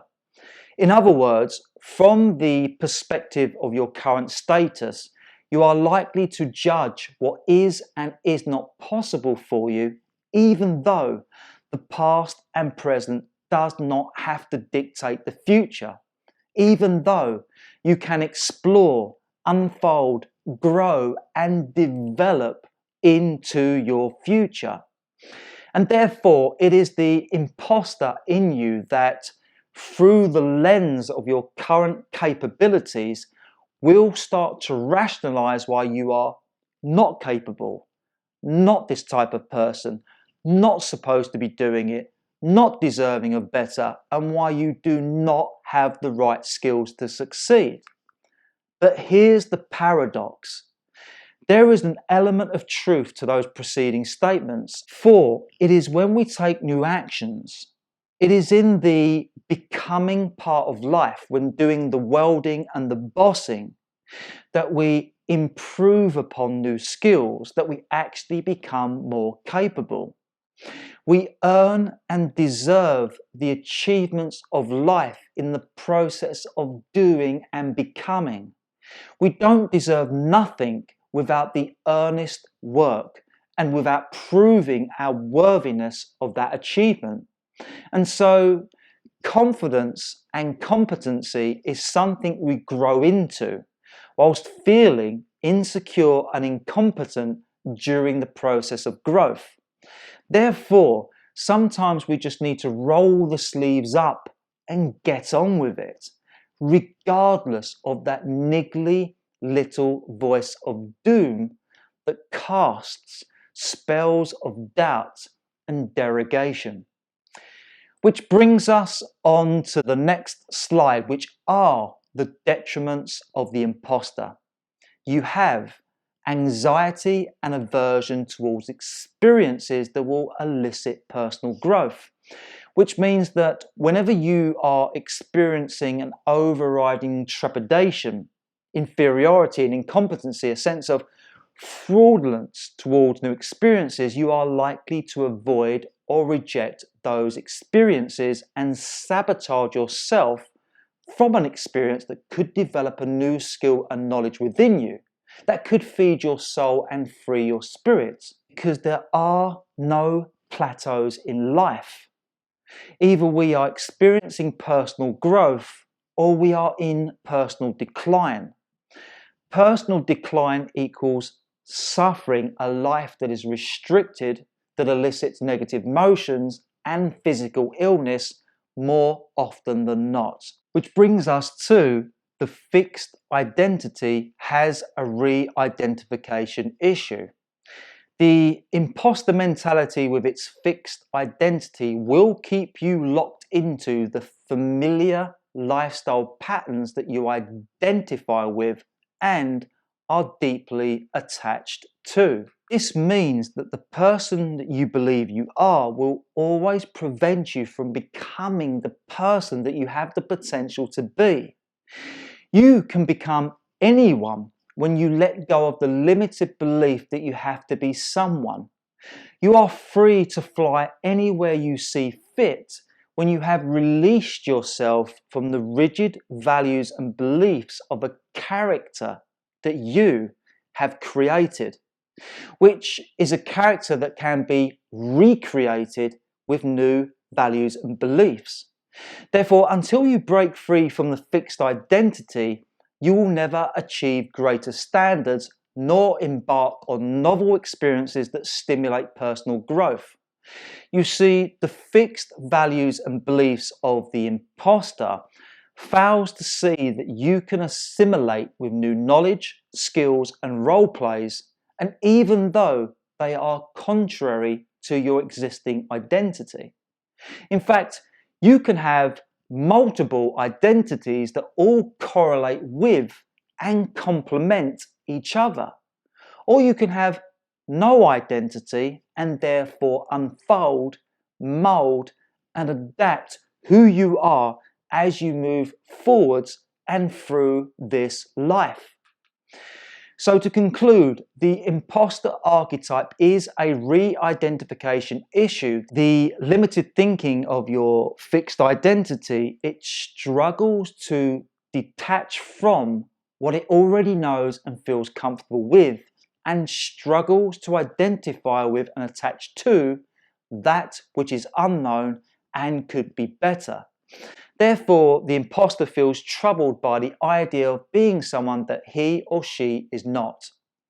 You also need to know that the imposter archetype can elicit the defeatist archetype's desire to withdraw, quit, and fail. When the imposter is working against you, when you are fearful of the unknown, this can trigger the mindset of the defeatist, where you slip into self-sabotage mode as you start to prophesize, dramatize, and catastrophize worst case scenarios, and then think of all of the ways that you should immediately retract away from a new challenge and why you should not make a change, not try something new, and so you fail before you start. So now let's conclude the imposter archetype. When you think about it, there is no getting away from being the imposter. During the different phases, ventures, and projects of life, we are required to step into different roles and different experiences that demand a new part of the self. Like, for instance, when getting a first job or upgrading to a new career position, when becoming a parent and then a grandparent, or when transitioning from youth to adulthood and old age. And so we must sometimes accept the initial discomfort of change. We must embrace being someone we are not, of stepping into a new role, of letting go of the old ways, whilst we make adjustments to upgrade and update our mindset, skill sets, and attitude to welcome in to our life a new chapter, and to accept that there will always be a sense of doubt over one's tenure whilst earning one's tenure, that we must stop clinging on to what has been so we can make room for what must be. Otherwise, we will only be met with the suffering of internal resistance and holding on to something in a changing world. And now that we have explored the imposter archetype, I want you to relate to how this archetype is a theme in your life. Where are you skirting away from new challenges and responsibilities because of limited beliefs? Where and why don't you feel worthy of a certain experience and achievement? Where is fear and insecurity stopping you from making a breakthrough change? Where do you have detachment and attachment issues? How does your fixed identity limit and restrict you? And furthermore, do you realize the importance of understanding how the behavioral patterns of these archetypes play out in your own life, so that you can gain the self-awareness to resolve any self-abusive or self-sabotaging behaviors? So give those questions some serious thought, and now let's move on to a quick summary of the 12 human archetypes. The 12 human archetypes represent your core drives and desires. This means that the behaviors of each archetype is fueled by your instincts, your impulses, and these innate motivations that trigger your needs, your wants, and your must-haves. And if these motivations are left unchecked, they can become these unhealthy desires for pleasure, comfort, and reward, where you indulge with overcompensation, excessive, dependent, and addictive behaviours. Next, the 12 human archetypes are traits of the conditioned mind. This means that any behaviour that is conditioned within you has become this unconscious, autonomous, involuntary, habituated, normalised, and acceptable part of who you are and what you do, where the conditioned behavioural trait has roughly 95% dominion and control over your entire mind and body, and where you are unaware of how the traits and patterns of the 12 human archetypes play out in relation to your personal life. The 12 human archetypes are also fragmented mindsets. They are compartmentalized aspects of the mind, which means that one part of the mind is unaware of the other part of the mind. You have these irreconcilable values and beliefs, and that means there is self-doubt, conflict, and confusion. Your behavior can also be changeable, contradictive, fickle, unpredictable, unstable, and hypercritical in nature. The 12 human archetypes are lower self attributes, whereby they can make you engage with self-abusive and self-sabotaging behaviors that harm, limit, and diminish you and your lifestyle. The 12 human archetypes are shadow aspects of self. This means that they are the unresolved and undeveloped aspects of your character. They are survival-based, greed-driven, and they can be narcissistic, egotistical, and even psychopathic. They can be the reason why we engage with sinful vice, gross misconduct, wrongdoing, and immorality more often than not, where they can bring out the very worst in us.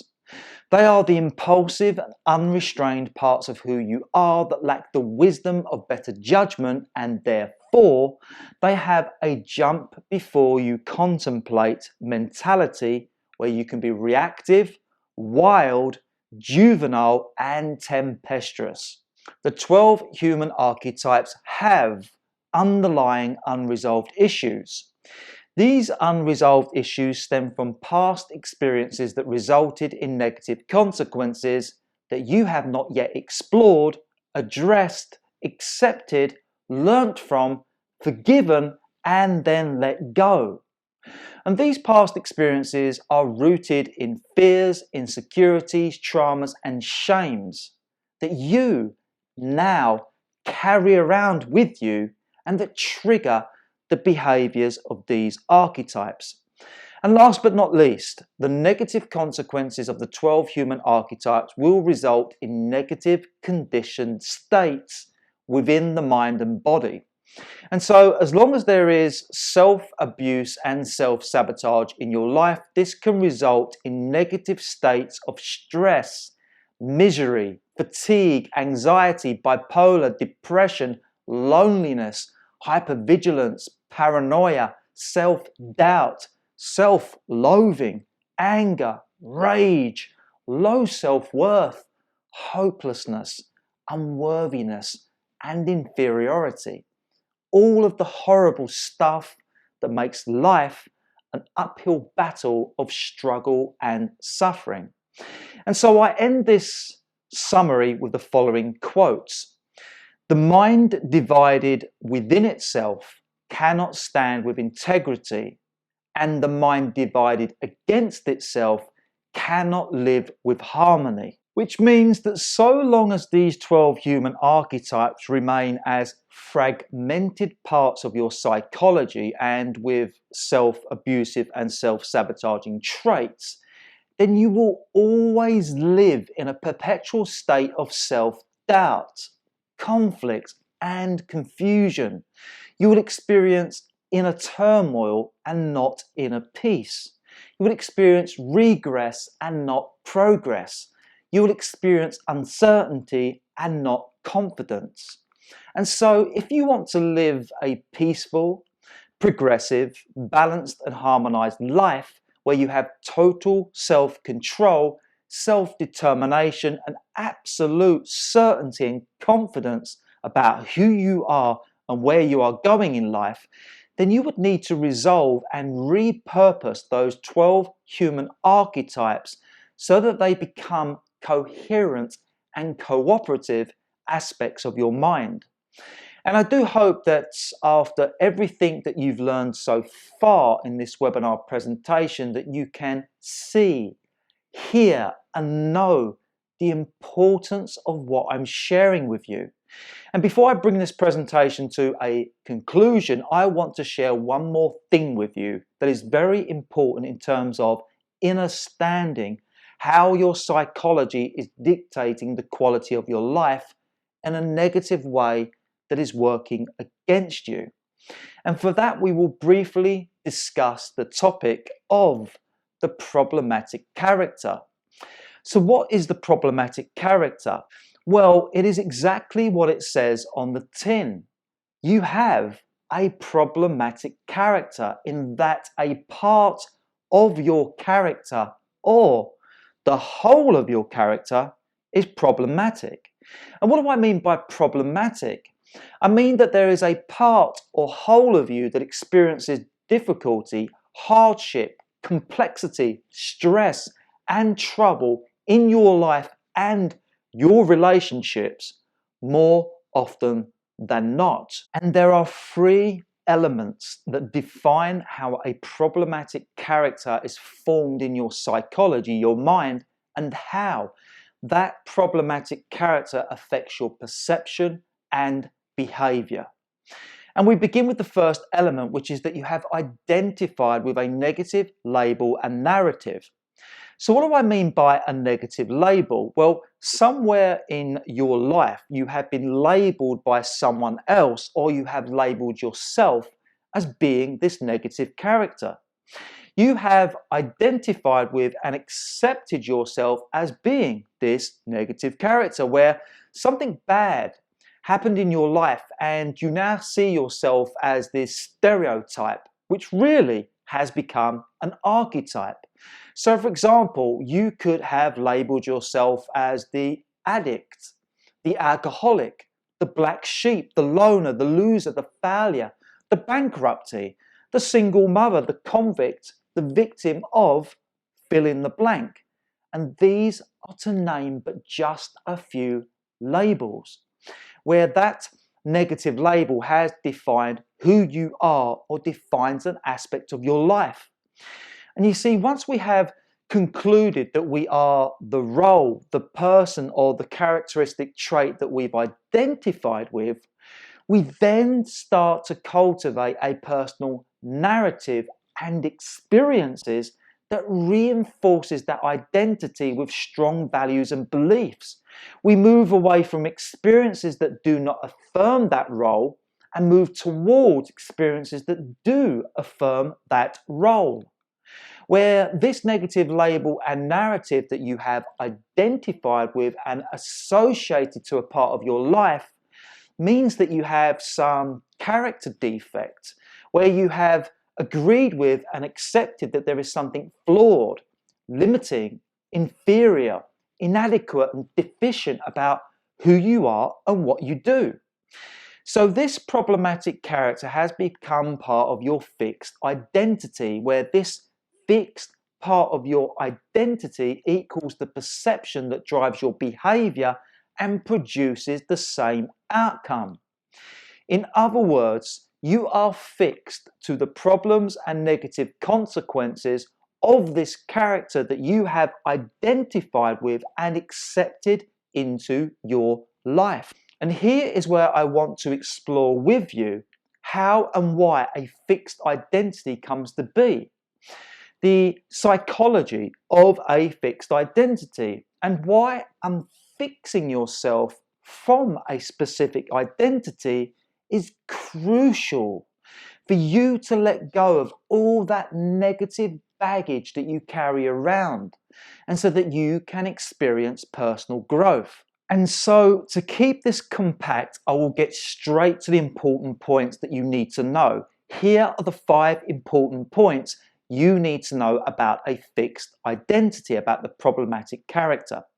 We only focus on the parts of reality that correspond with our perception, and our individual perception is aligned with the guiding values and beliefs of our fixed identity, which means that through our 5 senses, we experience and decode the objective reality around us with the subjective bias of our fixed identity. We actually delete and distort the reality out there through the psychological filters of our fixed identity, so that reality affirms the guiding values and beliefs of our fixed identity. Individual perceptions with different guiding values and beliefs is why we have a world of different people with differing views that live distinguishable lifestyles. For example, the fixed identity and perception of an affluent banker who values extravagance and believes financial wealth is success will experience reality entirely different to the fixed identity and perception of a down-and-out drug addict who values the next hit and believes there is no hope, the latter being a problematic character, depending on how you view those 2 different roles. What separates the affluent banker from the drug addict is their fixed identities and the way they perceive reality. They perceive reality differently from each other because they identify with different guiding values and beliefs. If, however, the drug addict were to upgrade his fixed identity along with the values and beliefs, then he would perceive a better reality and upgrade his life conditions. Likewise, if through various misfortunes the affluent banker downgraded his fixed identity, he could find himself begging for money on the streets. You see, the fixed identity has a psychological scotoma. There is this perceptual blind spot where we can only perceive reality in accordance to our perception. We obfuscate the facts of reality to instead perceive reality as we would prefer it to be. We don't see reality as it is, we see reality as we are. The fixed identity is why different people have different opinions about the same issues, and why people don't always see eye to eye. The fact that we all interpret the same reality differently explains why there can be so much misunderstanding, confusion, and conflict between people. The fixed identity is the reason we can experience cognitive dissonance. Sometimes there is outright disagreement with the information that conflicts with our own values and beliefs. We can also adjust the facts of reality to match our way of thinking rather than adjust our thinking to match the facts of reality. The fixed identity sabotages change. The guiding values and beliefs of the fixed identity are so deeply embedded within the psychoneurological fabric of the unconscious aspect, it's difficult to deviate from its default mode. By default mode, we are continually reminded, nudged, and directed by the internalized memories, thoughts, and emotions of the fixed identity. The fixed identity will always be trying to readjust itself back to its psychological default mode. You see, it has always been the guiding values and beliefs of your fixed identity that determines where you concentrate your focus and energy, and then subsequently what type of life that you manifest. If you are manifesting a problematic lifestyle that is sabotaging and abusive, then clearly you need to upgrade your fixed identity. The fixed identity is a major psychological barrier that prevents you from doing the self-development work that's required to upgrade your life conditions. Everything that you truly desire to be and have exists outside of the fixed identity and its perceived limitations. Clinging to the limitations of a fixed identity within this rapidly changing world will be met with suffering. When locked into specific values and beliefs, we are blindsided from the opportunities and possibilities that lay beyond the finite version of reality that we perceive and subscribe to. By always sticking to what we've always known, our mindset and skill sets are likely to become less valuable, less marketable, less effective, or likely to become redundant altogether in this changing world. And so, just to recap on how we can identify with a problematic character in our life, are 4 distinct ways that we internalize a problematic characteristic trait. Number 1, we identify with a derogatory label. Number 2, we define our character with a personal story that concludes we are unworthy, tainted, inferior, powerless, or irredeemable. Number 3, we value experiences and information that affirms the negative character that we identify with. Number 4, we self-stigmatize and vilify a part of who we are. Which now brings us on to the final conclusion of this webinar presentation. For that, I would summarize the 12 human archetypes and any problematic characters that you have identified with by saying that they are agents of psychological subterfuge. Now, what do I mean by psychological subterfuge? I mean that they are undercover agents of mind control that operate by unconscious stealth to subvert your mind. This means that without you knowing, the 12 human archetypal traits have unconscious sovereignty over your mental faculties. They unconsciously predetermine what you will desire, how you will think, where you will go, what you will do, who you will meet, and what you will experience. From the shadows of your mind, they pull your strings. They are sub-personas that can take possession of your mind without you knowing. They rely upon your self-unawareness, in that you are unaware of their thought processes and behavior patterns as they relate to your personal life. And as long as the negative traits of these archetypes remain unconscious and reactive parts of your mind, then you will struggle to break through any of your bad, limiting, and destructive habits. And so I will now finish this presentation with 2 quotes. The first quote is this: "What's left in the unconscious becomes fate."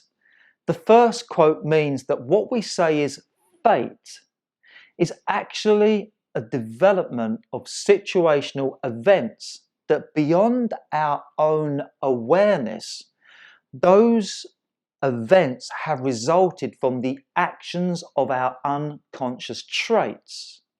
In other words, nothing happens by fate. Most of what takes place in our life takes place because of unconscious intentions, desires, and mind programming, and we just happen to be unaware of it. That most of the situations that we find ourselves have arrived and manifested because the mind and body is conditioned to unconsciously will itself into those situations. And by will itself, I mean to seek out, to arrive at, to participate in, to give consent to acquiesce, and to accept. Where there is an unconscious part of who we are that by unconscious will has influenced, manipulated, allowed, welcomed, or submitted to a situation taking place in our life. And here is the second quote: What's left unresolved in the unconscious becomes bad luck. The second quote means that when we experience some type of misfortune or hardship that we call bad luck, well, actually, it has nothing to do with bad luck. Bad luck is to infer and concede that some type of upset and failure has occurred because of chance or circumstance that's beyond one's control, rather than being the result of one's own actions. And yes, situations do arise into our life unexpectedly, often without request or permission, and that are beyond our control, and yet it is how we choose to respond to those situations that determines how the situation will unfold and end. The choice is always with us. If, however, we have unresolved issues from past experiences where the mind is emblazoned with the emotional states of fear, insecurity, trauma, and shame, then we will project those unresolved issues and states into our present day experiences, and those unresolved issues and states, they will influence every choice that we make. So what we call bad luck, not fair, never goes right, always happens to me, and why can't I catch a break, and whatever other reasons that you apportion to the negative situations of your life, those negative situations aren't random or happenstance. Those negative situations keep showing up in your life because you keep unconsciously reacting to those situations through the conditioned filters of your unresolved negative issues and states. In other words, you keep reliving the same bad karma of your unresolved past life experiences. You keep projecting bad, attracting bad, and this reinforces the bad within, and the cycle repeats. And the only way to break a bad lifestyle cycle is to become aware of the psychology and behavioral patterns of that cycle, and then implement a breakthrough strategy to get a positive change and result. And so, after all of that, after everything that we've been through together in this webinar presentation, what to do now? What should you do now? Well, you can do nothing. You can go back to your life and continue forth as you are, with some insightful information that you have just learned and that you may soon forget as the duties and demands of your life steal away your attention. And where perhaps you will continue to experience the same problems, challenges, mistakes, and failures as the result of unconscious, self-abusive, and self-sabotaging behaviors. Or you can do something.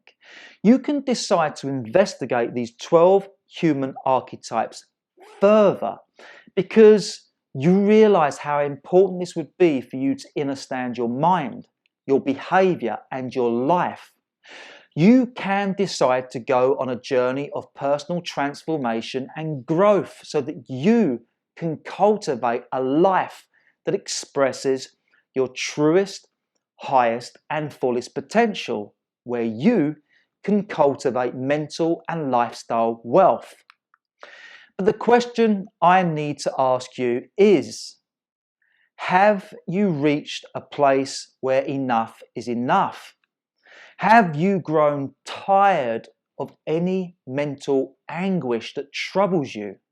Do you feel sick and tired of making the same mistakes in life that results in the same negative consequences of harm, loss, and injury? Are you fed up with not getting the things that you truly desire from life? Do you want to start making positive breakthrough changes so that you can start rising upwards and onwards towards the most ideal life that you can possibly think of and achieve? If you have answered yes to any of those questions, then I would like to give you an open invitation to join the Mind Games exclusive membership program and community, where together we focus on mental and lifestyle wealth creation. So what is the Mind Games exclusive membership program and community? Well, it is an online self-development course that enlightens, educates, and empowers you with knowledge, wisdom, and philosophy, where I teach you about human behavioral psychology and where I provide you with proven psychotherapeutic tools, techniques, and strategies in which to cultivate mental and lifestyle wealth, where you also become part of an online wealth creation group and where you can join like-minded people that join forces to share personal experiences and results, where people that are on the same journey of creating mental and lifestyle wealth come together to support and guide each other, where you will get the opportunity to form both personal and business collaborations that will help you get the results that you need and desire in your life more effectively. So when you become a member of the Mind Games program, you will learn to play the right mind games. You will go through the online course and master 5 mind game strategies that will radically transform, uplift, and gift you with a new lease of life. And so the first mind game strategy that you will play on this online course is called the resolution game. With this mind game strategy, you will explore and resolve the negative aspects of the 12 human archetypes and any problematic characters that you have. You will undertake a process of self-exploration using these powerful psychotherapeutic questions that will guide you to identify with and understand the cause and patterns of your self-sabotaging and self-abusive behaviours. You will do what's known as the shadow work to unveil those unconscious traits so that you emerge as a fully absolved and integrated being that is more self-knowledgeable, more self-aware, more self-knowing, and more self-determining. Also, within this course, you will play the next game, the second mind game strategy, which is called the reverse thinking game. Now, this is a powerful mind control technique that improves the way that you communicate with others, where you will identify with undesirable outcomes in your relationships and then become someone that can respond to people in a way that produces a desirable outcome. Because it's simple. Wherever there is a negative consequence as a result of your thinking and communications, you can reverse what you think and say in which to elicit a positive consequence. And you can literally turn your entire life around by reversing your thoughts. The third mind game strategy is called reframe the game. This is a proven psychological reframing technique that upgrades the quality of your perception. You will learn how to revise a negative history by rewriting your experience of it. You will learn how to upgrade your present-day problems with the power of positive storytelling. You will come to see that there is an upturn within every downturn. You will be able to transmute life's tragedies into life's triumphs. You will turn obstacles into opportunities that excel your progress. You will flip pessimism into optimism, and you will transmute limitations into leverages. You will learn how to reframe the game of life so that you win more often. The fourth mind game strategy is called the equalizer game. Within this mind game strategy, you will master a powerful equalizing technique, a unique questioning skill that will make you this reckoning force of balance and harmony. You will identify with unfair and misfortunate situations and events in your life, and then use this equalizer technique to see the hidden benefits in the drawbacks, to see the good within the bad, to see the positive intention behind the negative expression, to take life's liabilities and transmute them into assets, whereby you trade expectations for appreciations and start to cultivate value and self-worth, where you come to see that every life experience, even those which are misfortunate and unfair, they have a positive value, virtue, and wisdom that will enhance the quality of your life with deeper meaning and higher purpose. And then the final part of this online course and program is for you to master the wealth exaltation game. Here I will teach you a key mind game strategy that shows you how to rethink, redesign, reinvent, re-internalize, reposition, and repurpose who you are as an individual, so that you orient yourself towards experiences that get you more of the positive results that you truly desire.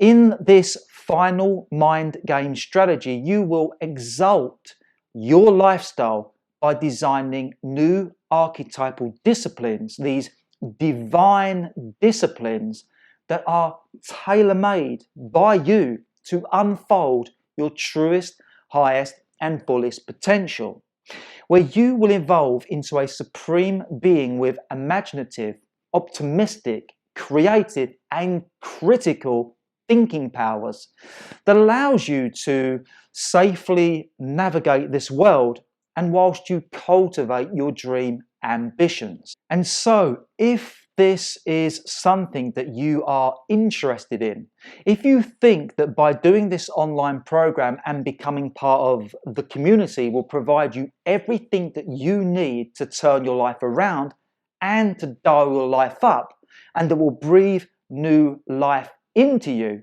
if you want to start living a success story, then I have a generous offer for you.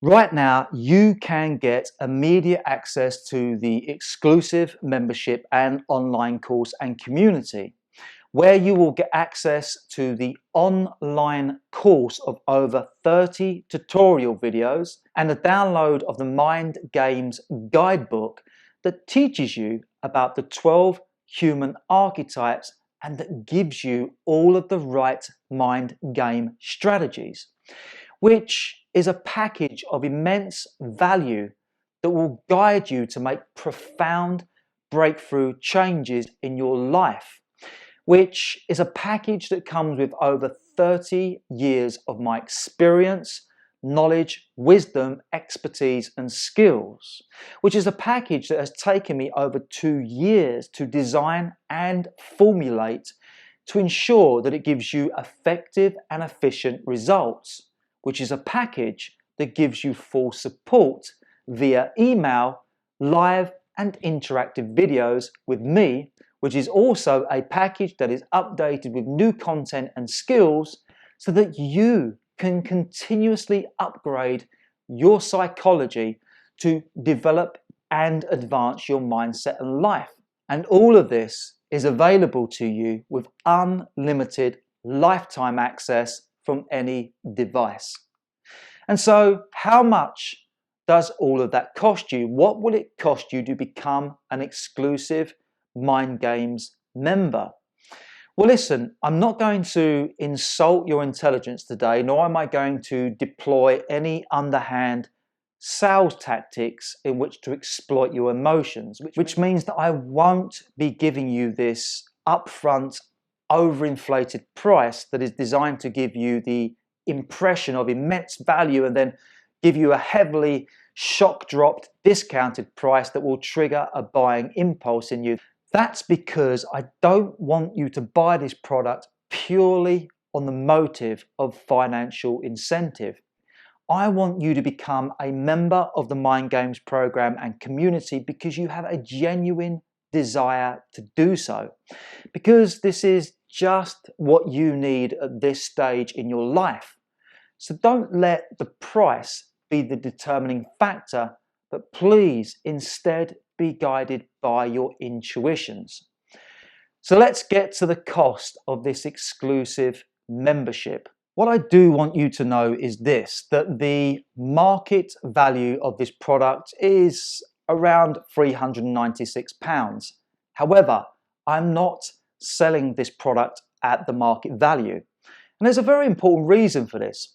That reason is that one of my guiding values is to serve humanity, and in doing so, make my teachings as available and as accessible as possible. And I realised that £396 is a cost barrier for a lot of people, that the market value of this product would actually prevent a lot of people from getting the help and support that they need. And so, keeping in line with my guiding values, I decided to do a massive price reduction and sell this online course and community membership for £96.30.